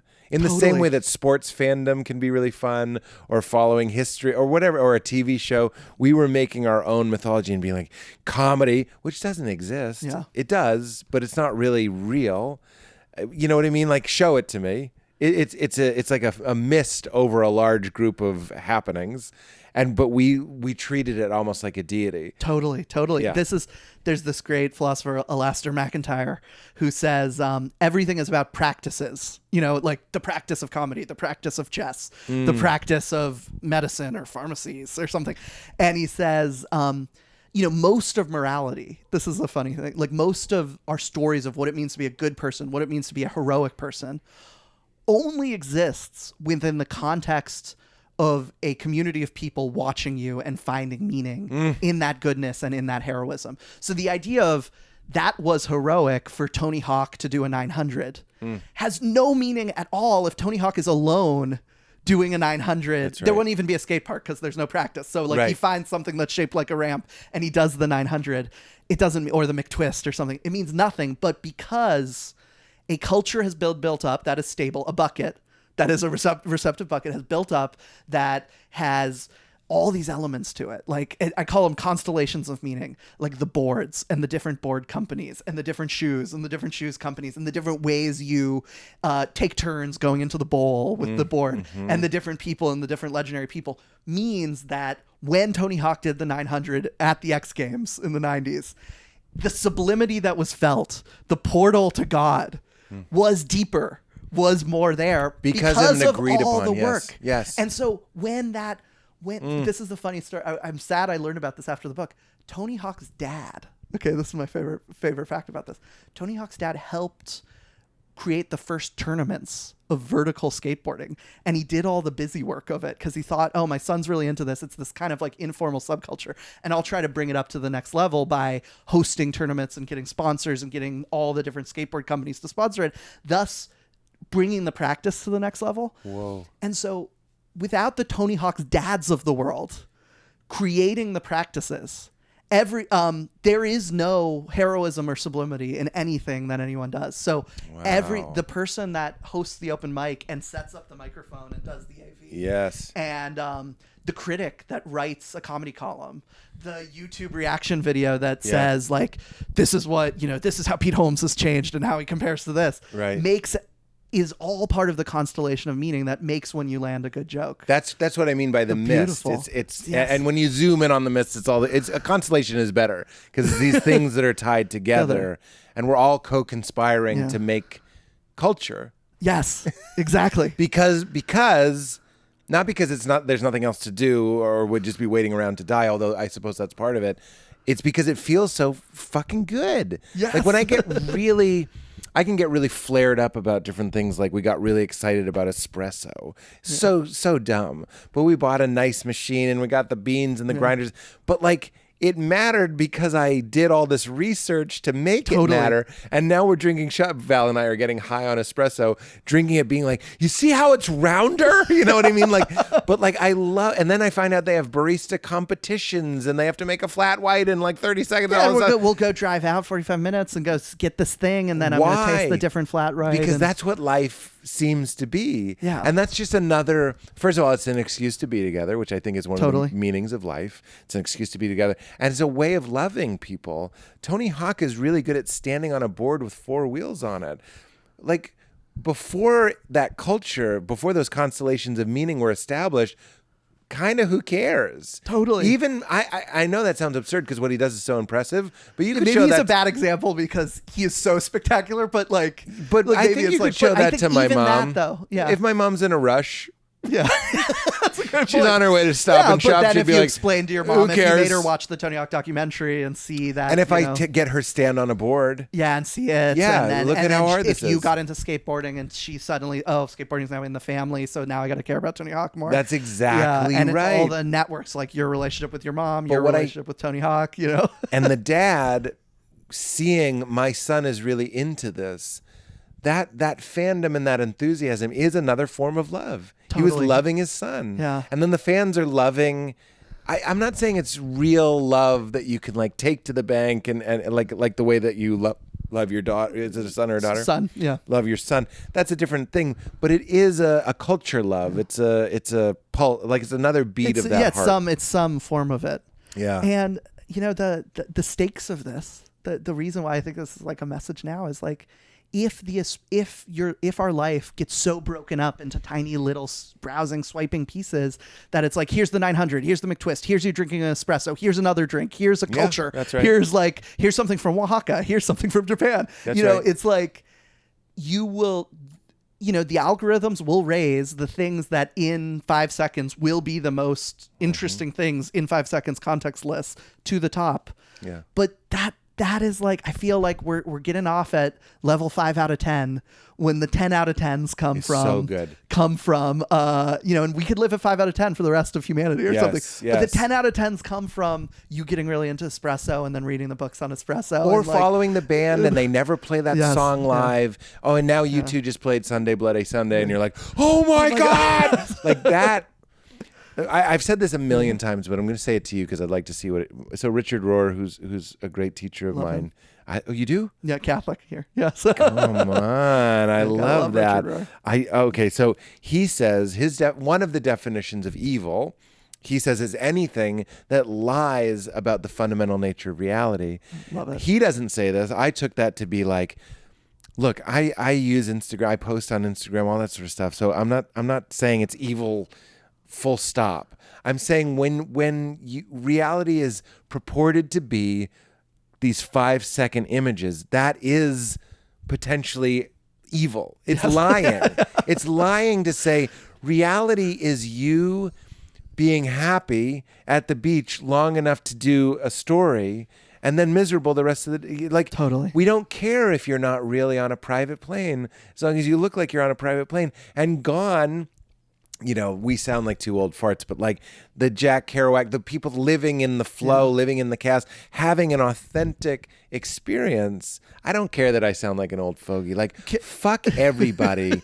Like, if you can actually take the Amtrak from Boston to New York and actually, with the same fascination that you would have if you were in virtual reality or a dream, but you become lucid in your dream, and really hear the tracks, see out the window, own the idea that there's other consciousnesses in other vessels seated next to you with the same intensity that you did when you couldn't see people after the pandemic. Now you're back together, but really owning that and feeling it in your gut. That is better than every trending video shot into your asshole by a million. By a million. You and I having this conversation and dropping anchor into it is better. I just met you. It's better than the video I saw of slow motion toffee getting pulled by a machine. In fact, fuck you, slow motion toffee. I mean it. You're lying to me. I found it's funny that you said you're telling me that you're life. You're not life. You're nothing. Yes, totally. You're nothing. I've often thought we need I actually think I'm going to lay out a prediction here on You Made It Weird. I'll lay out a prediction. Here it is. So bring it back, cut it, put it on Twitter when it comes to pass 20 years from now. Pete predicted it. No, you did Pete. I was like, what do you mean? I thought you were Peter. Yeah. You're also Pete. I also Pete. Good for you. Who has the time? I'm glad you didn't bring it up. Pete Davidson. My name's Pete Davis. Dude, you're ungoogleable. What would you feel if when you were growing up, when you were about to enter your life, someone on SNL was named Pete Holmeson, and you were about to try to be a public figure in life, and then suddenly you're like, oh, it's okay. A lot of SNL people flame out, and then he becomes famouser and famouser and famouser. Yes. And now... Dude, spelling out Pete Davis, which I did in doing my research of you. Pete Google Davis, autocorrect. Google. Google says, you don't matter. Pete Someone Davidson. else matters. Yes. And you know what that is? That's evil. You're lying that Pete Davis doesn't exist. It's okay. That's a lie. It's fine. I'm talking to you. I'm accepting my fate. It's like I will be under the shadow of that name. Keep going. But Pete I think there will actually be something resembling a religious, religious-esque movement against the phones and against the feeds. I think there will be something that becomes like how the Mormons don't drink. Yes. Or the Amish. And it'll be like, I'm a blank. I don't participate in social media. I agree. Have you seen the Noah Baumbach movie? Is it called While We're Young? Is it Ben Stiller, Adam Driver? Anyway, he meets these two Brooklyn hipsters that are like, we watch movies on VHS. Yeah. Like we rent them, we watch them, we sit and we watch them. But commitment was sort of imposed on us in a way that it's no longer imposed to us. I see my daughter, unfortunately, it's okay. It's okay. Like things are going to go goofy and we'll figure them out. But like she was watching Bambi this morning and I was really touched to see how like invested she was in Bambi. And I haven't seen Bambi in a long time. It's a beautiful movie, but it's boring. Yeah. It's like the first 5 minutes are an owl flying in a tree and then he falls asleep and then it pans up and there's a squirrel waking up. Like that is not the definition of entertainment anymore. Like some animals are nocturnal. Like that's a snooze. But here's Leela invested. But after about 15, 20 minutes, I really noted it because Bambi's mom hadn't died yet because I was getting ready to be like, help her through that. Let her see it, but because I feel like she's ready, but like because she's talking about death and stuff. Anyway, she swapped over to 101 Dalmatians. So I was like, it's already happening. That like it's not baked in. We didn't rent the puffy white VHS tape and open it and put it in. Yes. She knows how to leave the app and go and pick another movie. And I was like, what happened to Bambi? And she's like, this is a better one. And I was like, oh God. Okay, so it begins. The infinite browsing begins. I know, but she needs to know. It's funny. I remember this might just be stupid nostalgia, but it's like the Nickelodeon movies used to be in an orange case. Yes. And then you'd open the orange case, and what we don't get is the orange case was part of the movie. It was not ancillary to the movie. The whole experience is the experience. Okay, so Jerry Seinfeld in sign language is the only time I found it. I've never seen him do it live, I mean. He says going to the movies is the movie. Yes. That's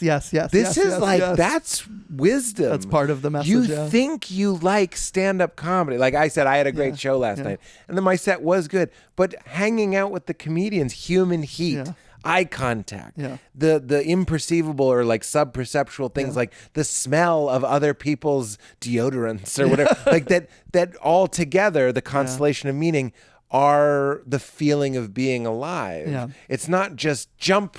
Like if I could teleport, which is what VR would be. That's why I'm like, well, you can do a show in VR. Well, I'm the like, logic is being baked into all the new technologies, because when they're thinking like, what would be a cool technology? They're thinking, let's keep going down the path as far as we can. Yes. And I'm like, well, we got to get off the path. And I can just drop in and I'm already doing the show. Hello! And like, that's not comedy. Comedy is me in the car, listening to my own shit, remembering how to be funny, or feeling good, feeling nervous, checking in with my body. That's doing stand-up comedy. It's not just opening a door like Quantum Leap and I'm just there. Yeah, it's like, and we get it for things that we still survived the great like fracturing of everything. Yes. Like friendship is so clearly not someone who optimizes advice and like says to you. It's like 100 times more than that. Yes. You know, and we know that, but my argument is basically that's for everything.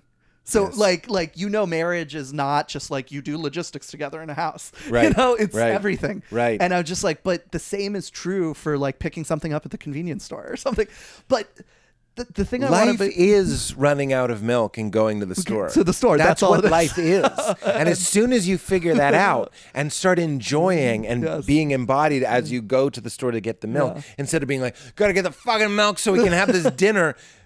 Life is happening right now, dipshit. And what's fun is you can just layer on more and more meaning. You can be like, you can read about milk. You can read about the path to milk. You can read about the urban design. Oh, wow, I live in a walkable city. I can walk to the milk. Oh, there's this whole movement of walkable cities. Or get curious about your hatred of that experience. Oh, yes. Like even deeper into the self. Yeah. Like, oh, why do I hate this? And then like literally. Oh my gosh, there's a book on this. I should go to the library and see if there's a book on this. Or uncover that horrible family dinner you had where you were staring at the glistening milk. You know what I mean? Like, but get curious. Like, even if you, because I don't always feel enthusiastic. I don't always feel curious. In fact, I go through week-long stretches where I am actively not curious. Okay, lean into that. That's what Val has taught me. She's like, just be the uncurious guy. My friend James was like, Pete, you're one of the most curious people I know. You can't take a week and not be curious. Get curious about how uncurious you are. I love that. Or how lazy you are. Or how not reading you are. Or how like watching fucking Gilmore Girls for the 5th time you are. Like, just do what you're doing, because that's... we say it all the time, but how you feel, Pete, right now, Katie, how you feel right now is your life. Yes. That's what we're back to rocking chair. It's not looking back and doing your own David Letterman Velcro wall best greatest hits. Yeah. It's all right here. It all led to this. It's all accessible. How you feel about your life right now is your life. Yes. It's your life. Amen. That's it. Yeah. Not going like, I played, one of the ones I always go to is I did a show with Dave Chappelle at Radio City. It's nothing. Show it to me. It's not there. What's here is this. Yes. That's not here. That gives me nothing. Was it any better than just doing another show on a random day? Well, I could tell you why it was worse. They took my phone away, all these different things. It's a whole story. But to your point, almost always the answer would be no. Because the show isn't that. The show was... What I remember is we smoked a joint afterwards, and I remember Chappelle handing me the joint. I thought that was really cool. That's like an American iconic moment. It was. I don't even know if he smokes weed, but like he lit it and he gave it to me, which I was like. But I was depressed because I didn't have a good set. See, this is when it all happens. There's all these different flows. Buddy, because, sorry, we were on something else, but like I put too much meaning on how the show should have gone. Yeah. And I wasn't present for like... Instead of just participating in the constellation. I wish I could just There are other people that did Radio City Music Hall. You That's be right. Part of Who it. else did this? Yeah. But I just wish I could be like an alien, like K-Pax, like just walking around being like, oh, this is what it's like.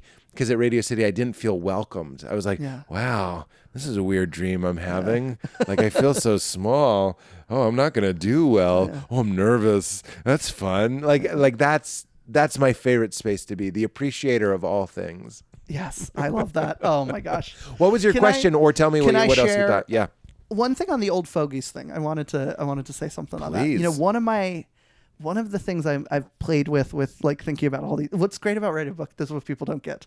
You think it's like you're creating this product and then you ship the product. It's more just like you get to think about something for a long time and just have a bunch of conversations about it. Yeah. And the funniest thing is you end at the end of publicizing the book wishing you could rewrite the book again because you've just had 100 conversations with people about it. And but the old folky thing I've been thinking about a lot in this whole journey, which is, you know, there are these nostalgics who are like, oh, the good old days when you could ride the train or you could do this or before the TikToks or before my orange VHS tapes from Nickelodeon or something.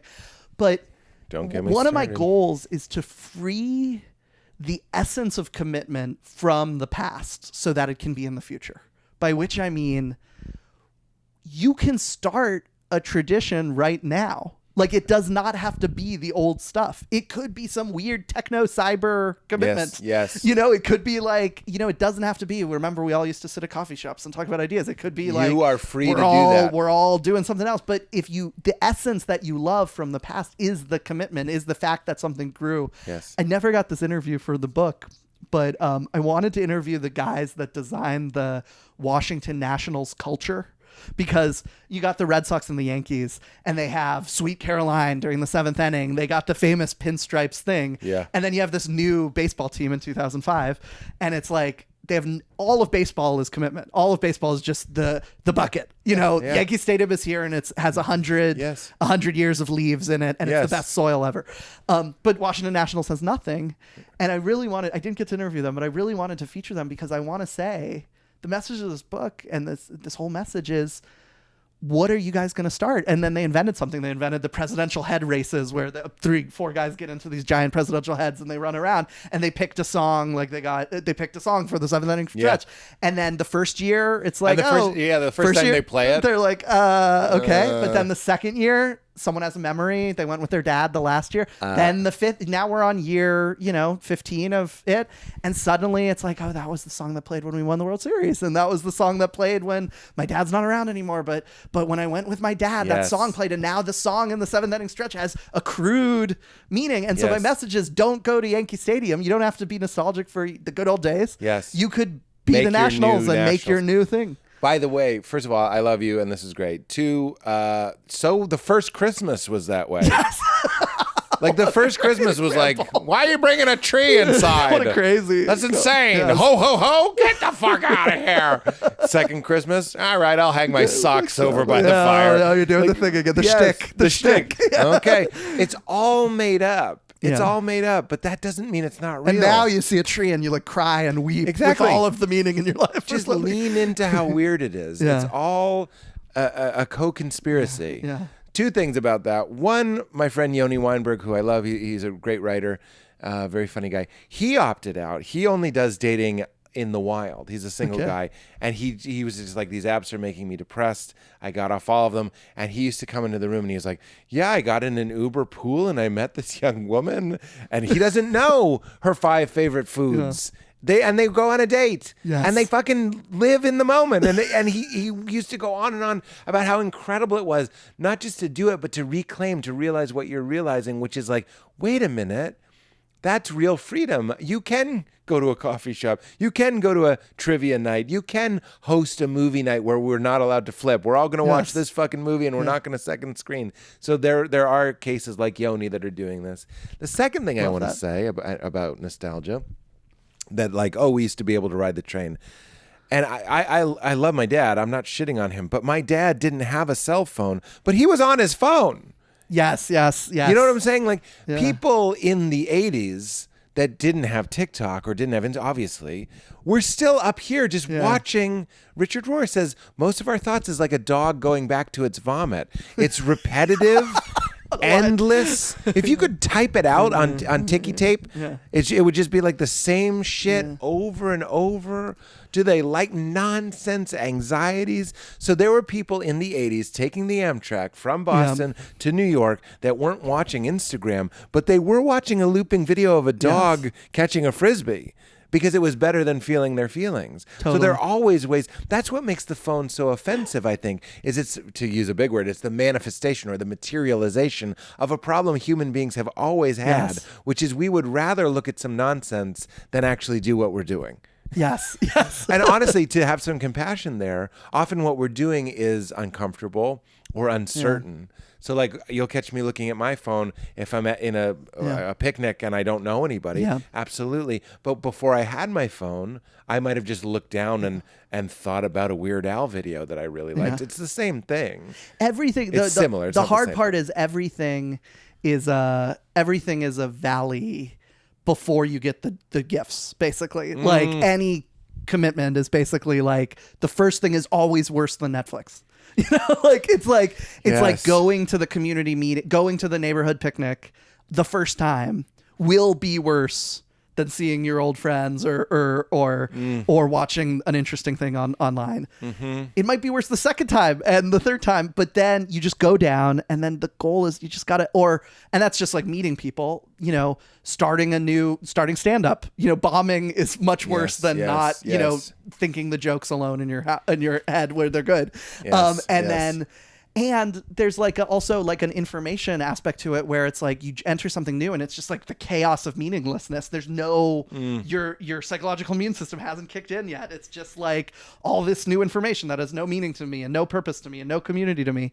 But you just have to wait it out and you just have to stick with it. And then you cross the line where it suddenly becomes better than Netflix or better than, you know, something that's familiar. And then it just goes off to the stratosphere basically after that. Sorry to keep mentioning crashing, but I am proud of it. And that was sort of the point, was a lot of people want to be a famous comedian. And the whole thing was like, this is what being a famous comedian is. Handing out flyers, being scared, bombing, feeling like you don't belong. And then, and this is what I heard you just saying, it's almost like the meaning of life.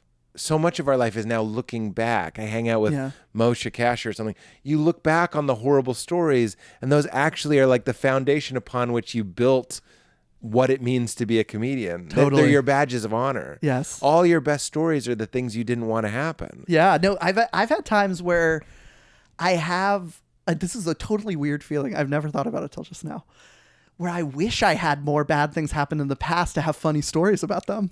Yes. Or like or to have like, the feeling of the grind or something, and I was like, oh yeah, that aspect of my life wasn't as hard as it was. And I wish I had the horrible night or something. That's it. And so that must reveal something about the horrible nights, that they're actually, if we were really going to age like wine or something. Yes, exactly. Yeah. If we had courage, we would pray or hope for. Richard Rohr does pray for one humiliation a day. That's something that he said in his New Yorker interview. And I've started doing it. They can be little, but when you start looking for them, they're kind of everywhere. If you're sensitive like me, that cashier gave me 2 pennies, but she took out the dirty pennies. She could have given me shiny pennies, you know, like something pathetic like that. But like, if we were really, at the end of our lives, we'll look back and be like, I should have had more disasters. Yes. Because that, and again, Richard Rohr says, if what you're doing is working, you'll never change. And change is sort of the juice of life, right? It's like the best to evolve and adapt and grow.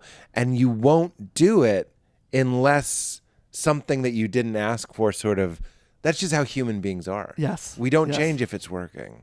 That's how I feel about the multicam I was doing, How We Roll, just got canceled, and it like fills you with this charge that you didn't want it to happen, but suddenly you're like, I got to adapt, I got to evolve, and you feel more alive than you have in a long time. Yeah, has that been hard? It's like, because it's, you know, there's this aspect that a lot of people bring up, and I really respect it.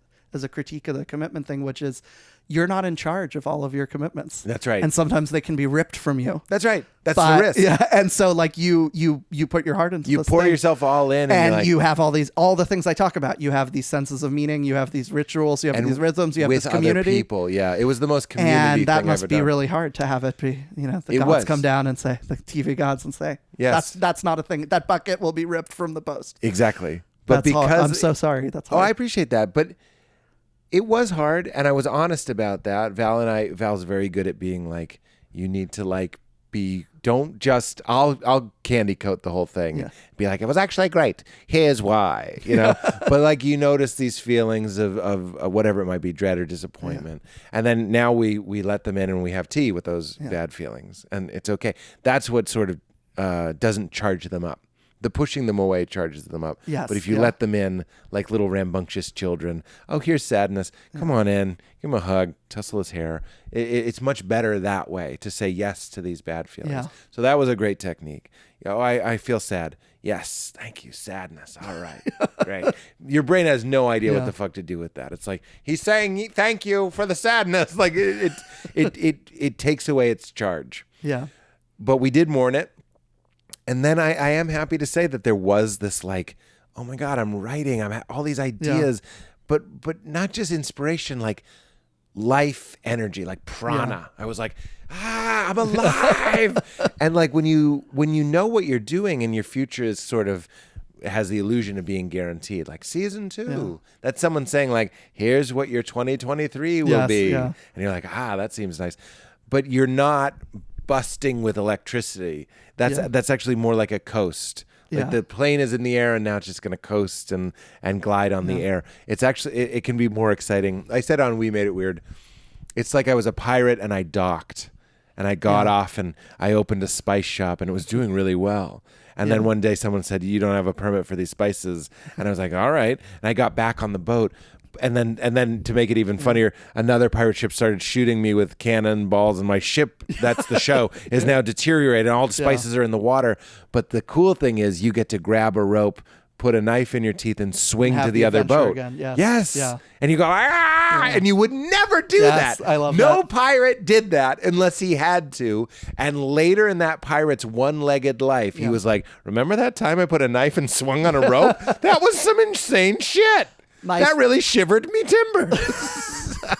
But he wouldn't have done it unless his ship was being bombarded with cannonballs. Yes. And it becomes his best story. I love it. The my favorite, I think I'll say the superlative. I think it's the most useful quote that I say to myself in my life and Hit others. It's life has many chapters. It's love that. like it's just well, It's like not another way of profound at saying all. this too You don't shall have to pass. pretend it's profound. It's just like No, I like it. But it's just like you had the chapter where you got me did this preventing. thing. Well, that's It's not. It's just. But it's just like it's very. It's so deep and simple. It's just like there's a time will you do this. If it's basically like another way to say this too shall pass. It's like that's what I was gonna say. it's basically like. Have you read Deep and Simple? It's a Oh good no, book. it's Deep and Simple. Mr. Rogers' favorite book. Oh, well, I know the quote. That's where I get the quote from Mr. Rogers. Deep and Simple? Oh, I didn't know it was from someone. Is it from that guy in like Hawaii that he was into? Someone wrote a book Yeah. called Deep and Simple. Yeah. I read it because it's Fred's favorite book. Yes. I liked it all Are right. you a Mr. Rogers fan? I love Mr. Rogers. Okay, he's like my hero. He's Yeah. mentioned in the book. He's mentioned in the I know. speech. Yeah, I know. And he was he's like David Letterman. Maybe I just like these show hosts, but like, Well, there's something Mr. about Rogers very similar. Where else athletics, TV shows, you're going to see commitment like writ large. There's that lots of- everyone understands. Yeah, because I can't just be like, oh, my math teacher or something. Yeah, exactly. you don't know her or something. Yeah, exactly. It has to be someone we all know. And I was thinking about how the moment that like really crystallized it was when I was like, Mr. Rogers walking into the studio in Pittsburgh for his 848th episode. Yeah. And today it's about how Buddy, you the need, first 10 were you like need to walk sharing. places or Yeah. drive places or something. It's like some he's like running out of concepts to teach kids. Or That something. is how it is on Daniel Tiger's Neighborhood. We laugh about it all the Yeah. time. The first season, it's like, sharing makes you feel so good. Season 10 is like, if someone waves at you and they weren't waving at you, they're behind you. Like, they run out of That's stuff good. pretty I quick. used to think about Arthur Moral Quandaries. Every Arthur episode is a moral quandary and they're very simple season 1, but it was the longest running cartoon after The Simpsons. Whoa. And by like the 23rd, you read the episode descriptions. And Arthur it's like, wonders if it's okay to reuse floss. yeah, it's like Francine said this to Muffy, but then Muffy said this back, and Arthur wonders if it was okay for Francine to do that, given that Muffy was having a hard day. But Francine also recently had a thing, and it's like Arthur and Buster will untangle this r/relationships question or something. Do you remember your question? I guess my question was about stand-up, and I guess it applies to this recent news in your life. Do you see your life as corpus or opus? Is it like I'm trying to make the great American joke or something? Or is it like I am part of a show called Pete Holmes that I'm committed to, and all of these shows and all of the stand-up? I'll tell you what it is. And how do you think about commitment with regard to that? Well, it's another Conan quote coming at you hot. And you'll know the answer there is he was like, when the Tonight Show went away and all these things, he was like, I look at my life like a mosaic. A mosaic obviously is art made with these little tiles. And he's like, sometimes you get a black tile but you put it down and you don't understand what's happening. Sometimes you get like 6, 7, 8 black, dark gray, puke green, these nasty colors. You wanted the shiny blues and the brilliant whites and whatever it might be. You think those are the light colors. You're getting all these dark ones, and what is it? And then at the end of your career, you stand back and you go like, the dark ones created the contrast. Like they are what made bad defines good. They're the side.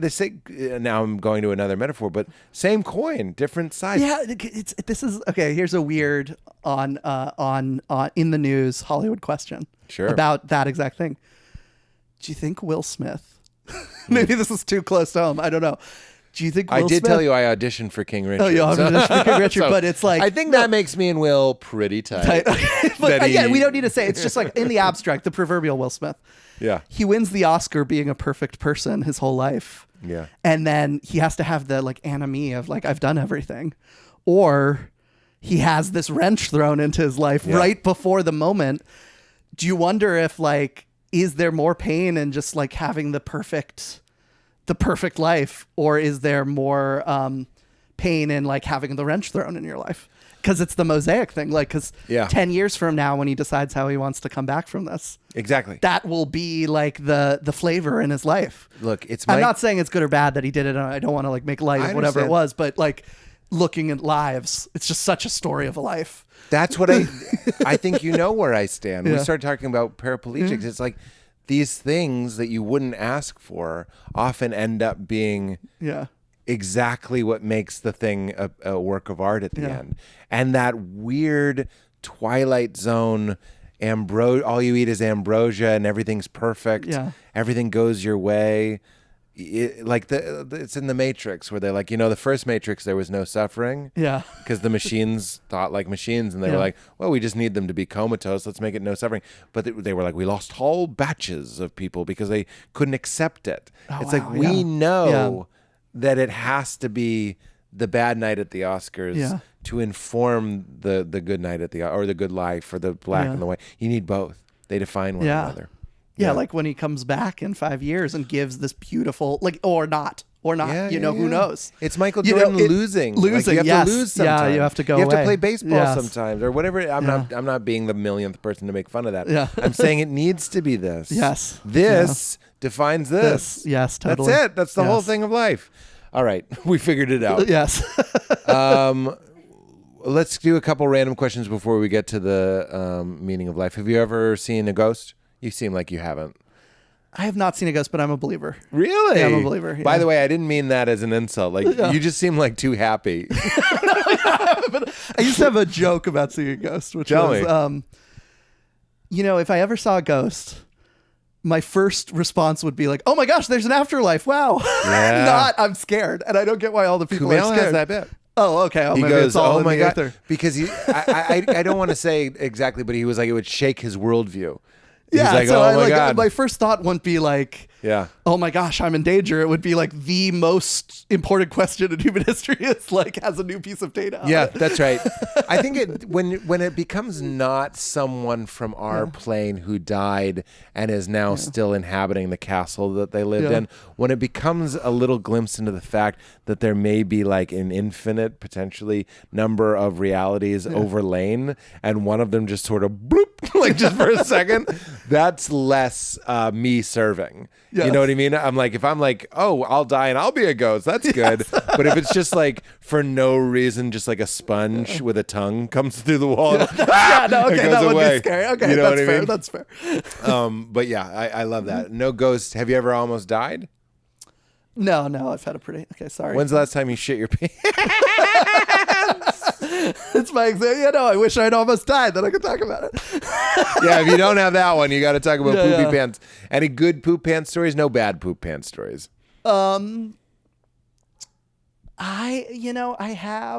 did in high school. That was really bad. Yeah, That's I did a it bad one. in computer science class. Oh no. And I was a good kid in school, and like I didn't, and I made the right decision. I said, I'm going to get up and leave, and whatever the teacher says, I'm just not going to listen and not comment and not say anything. That's the way to do it. So she says, you can't go. And I just was like, I'm going. What, did you eat something wrong? What happened? You just got a little too I don't relaxed? have to remember. I don't have a memory In of the computer details science of class, and you logged on. I'm sorry. And I had to do it. Yeah, I'm so sorry. You logged on in computer science But class. I was Don't be embarrassed. The last time I did was was trying to get online to look at pornography the night before my college roommate showed up, and I did it for so long that I was like, I can make it. That's a harder one. I did not make it.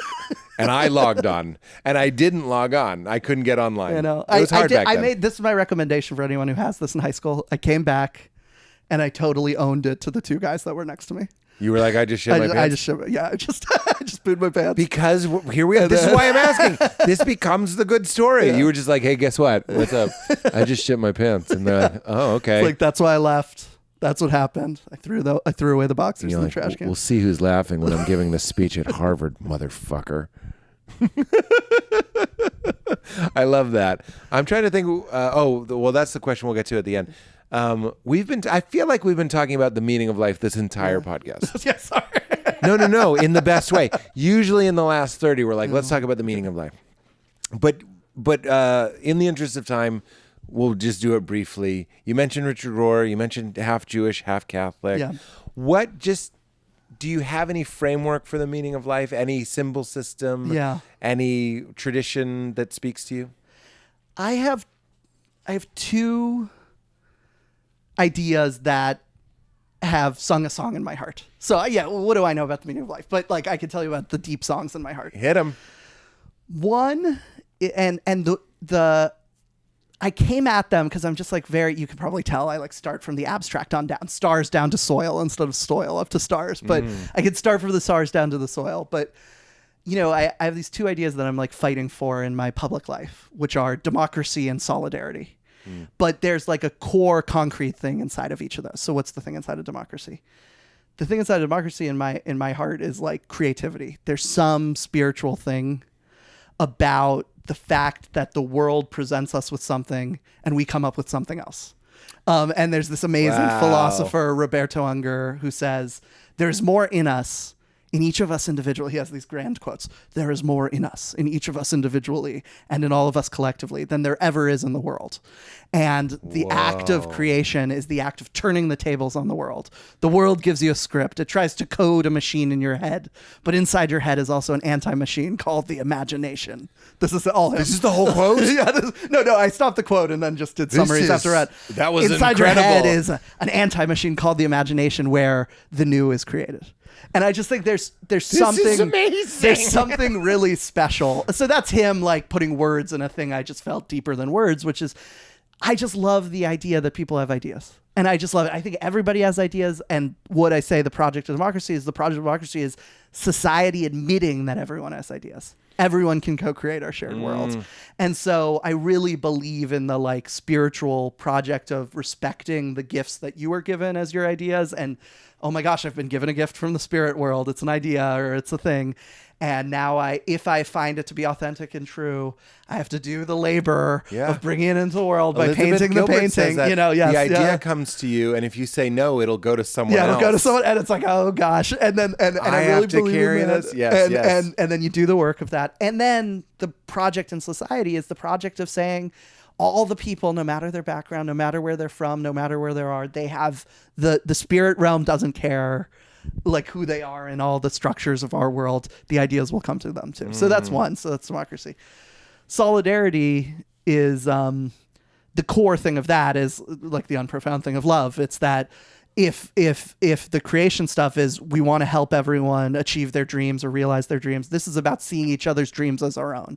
It's like the Martin Luther King stuff of we're all bound in a single garment of humanity. We're all trying the Catholic stuff of I love this quote from Father James F. Keenan. I have like my little intellectual heroes of all the different parts of it that have put words on what I felt.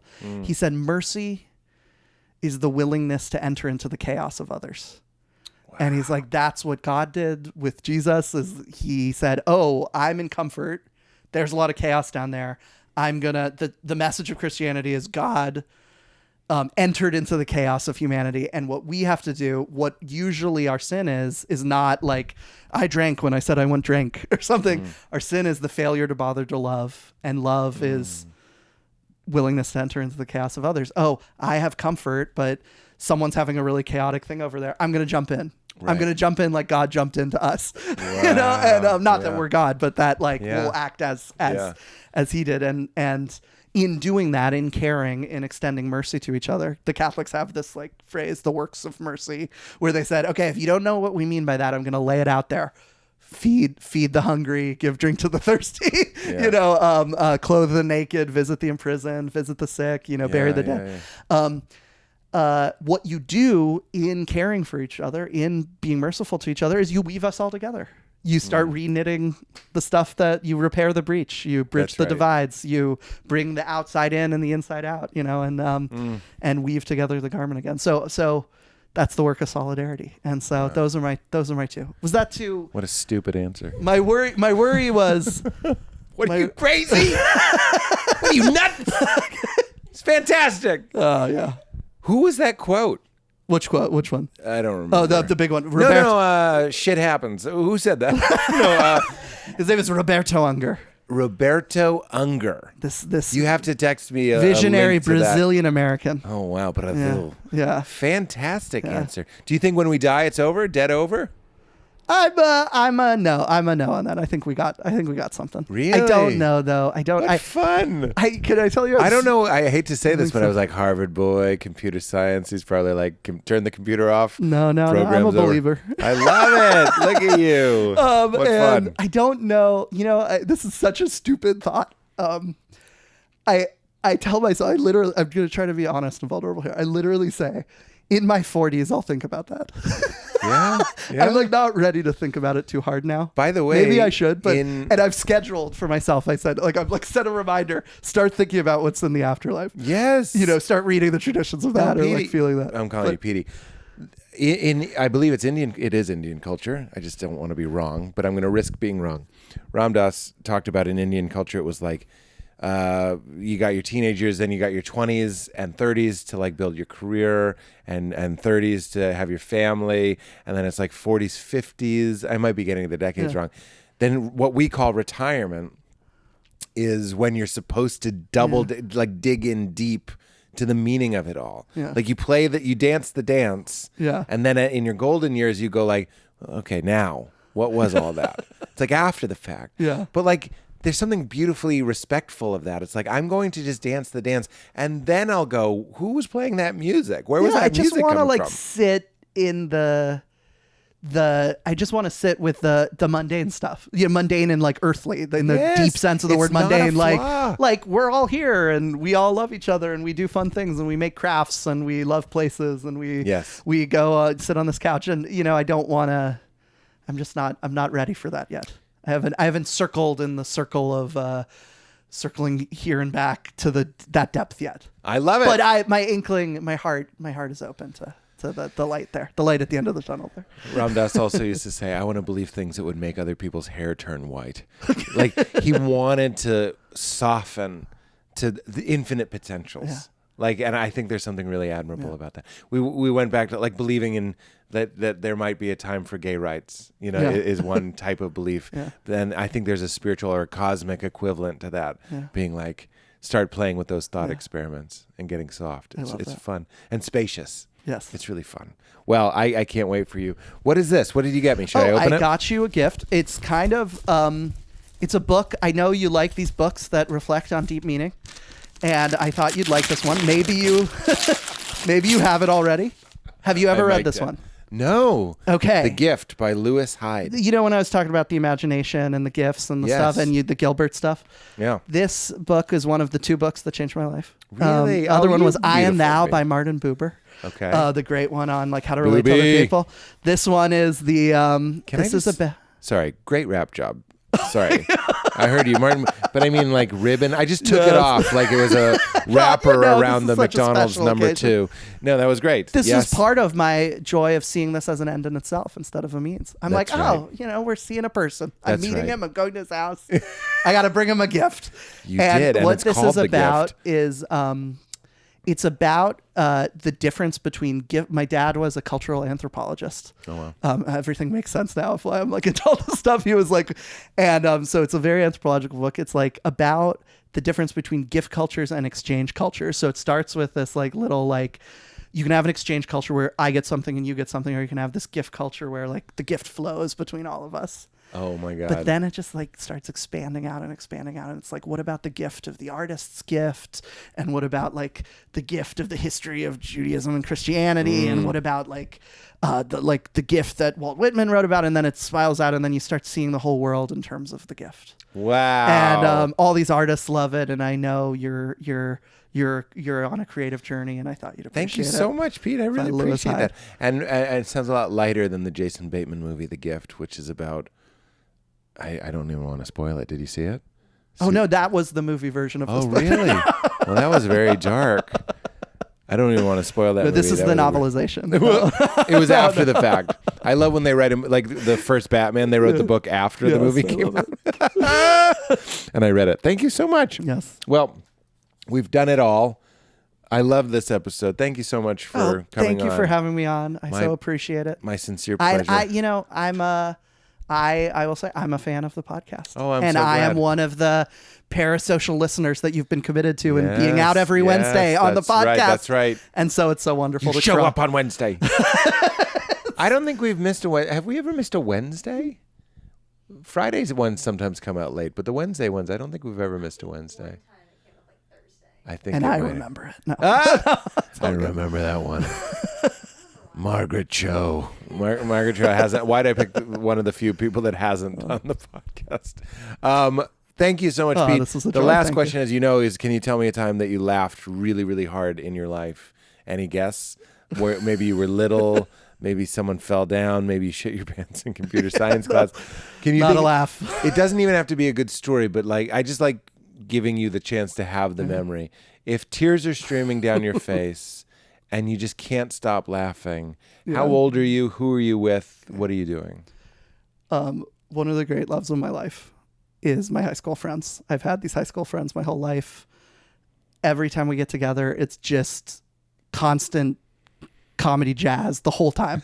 There's no serious conversation. It's just bits. And there's the great bit that is like the legendary bit among our friends. What is it? It's called Sugar Bear. Oh, I know Sugar Bear. Sugar Bear. Yeah, you guys have a Sugar Bear? Yeah, everybody has a Sugar The Bear. Sugar Bear is... Tell me Sugar Bear. Okay, Matt Gertzen plays Sugar Bear. I know Matt Gertzen. Sugar Bear is some woodland figure. I don't know how it came out of nowhere. Sugar Bear is some woodland figure. He just like is a man of the woods. He's a woodsman. It's a man. Yeah, it's this man of the woods. It's not a bear. Yeah, his name is Sugar Bear. And the rest of us, I don't know how this happened. It just arose, and everyone, it's the undisputed GOAT of all of our bits. Like we can name, like we sometimes play a game of like bits back and forth if we can name 17 or something. Yes. It's undisputed GOAT. Sugar Bear's this woodsman. He kind of mumbles, but all the rest of us are his press team. and we are just always, we're all accounting for Sugar Bear. So we start out and we go. Sugar Bear is a very learned man, but he doesn't learn from books. And then Gertzen would come and he'd be like, yeah, He's Sugar Bear. Yeah, and he's Sugar Bear. And then we'd be like, don't worry, Sugar Bear has 7 wives or something. And then like Sugar Bear's a king to Most some. of it is saying Sugar Bear, I feel like. It's just fun Sugar to be Bear like, is a king to many men. Yeah. And then they're like, yeah, Sugar and Bear. and then it's like we're slowly building the story of him, and then he pops in and then goes, and we could do it. I could let you know if anyone wants to do this at home, you can do it for 7 hours. Well, I want to do it. Sugar Bear declines free haircuts.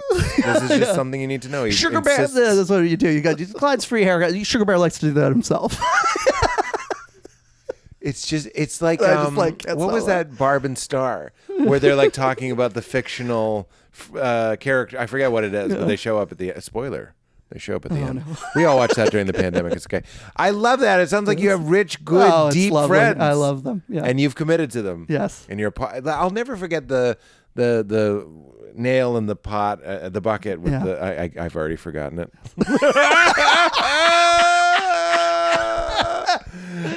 Thank you. Yeah. The book is called Dedicate Your Life, Change Your Life, right? Close. Dedicated.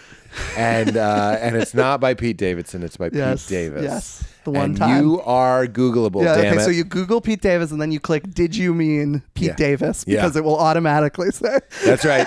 Yeah. We want to get you to the point where if you Google Pete Davidson, that's my goal. That is my North Star. Obviously, you meant Pete Davis, the author. One day. The guy who's going to think about spirituality in his 40s. That guy, right? Yeah, or not. Well, thank you so much. Would you grace us with a Keep It Crispy? Would you say Keep It Crispy? Oh, yes. Oh, my gosh. It's an honor. Keep it crispy. You keep it crispy. Thanks, man. Great. I love it. You made it weird. You made it weird.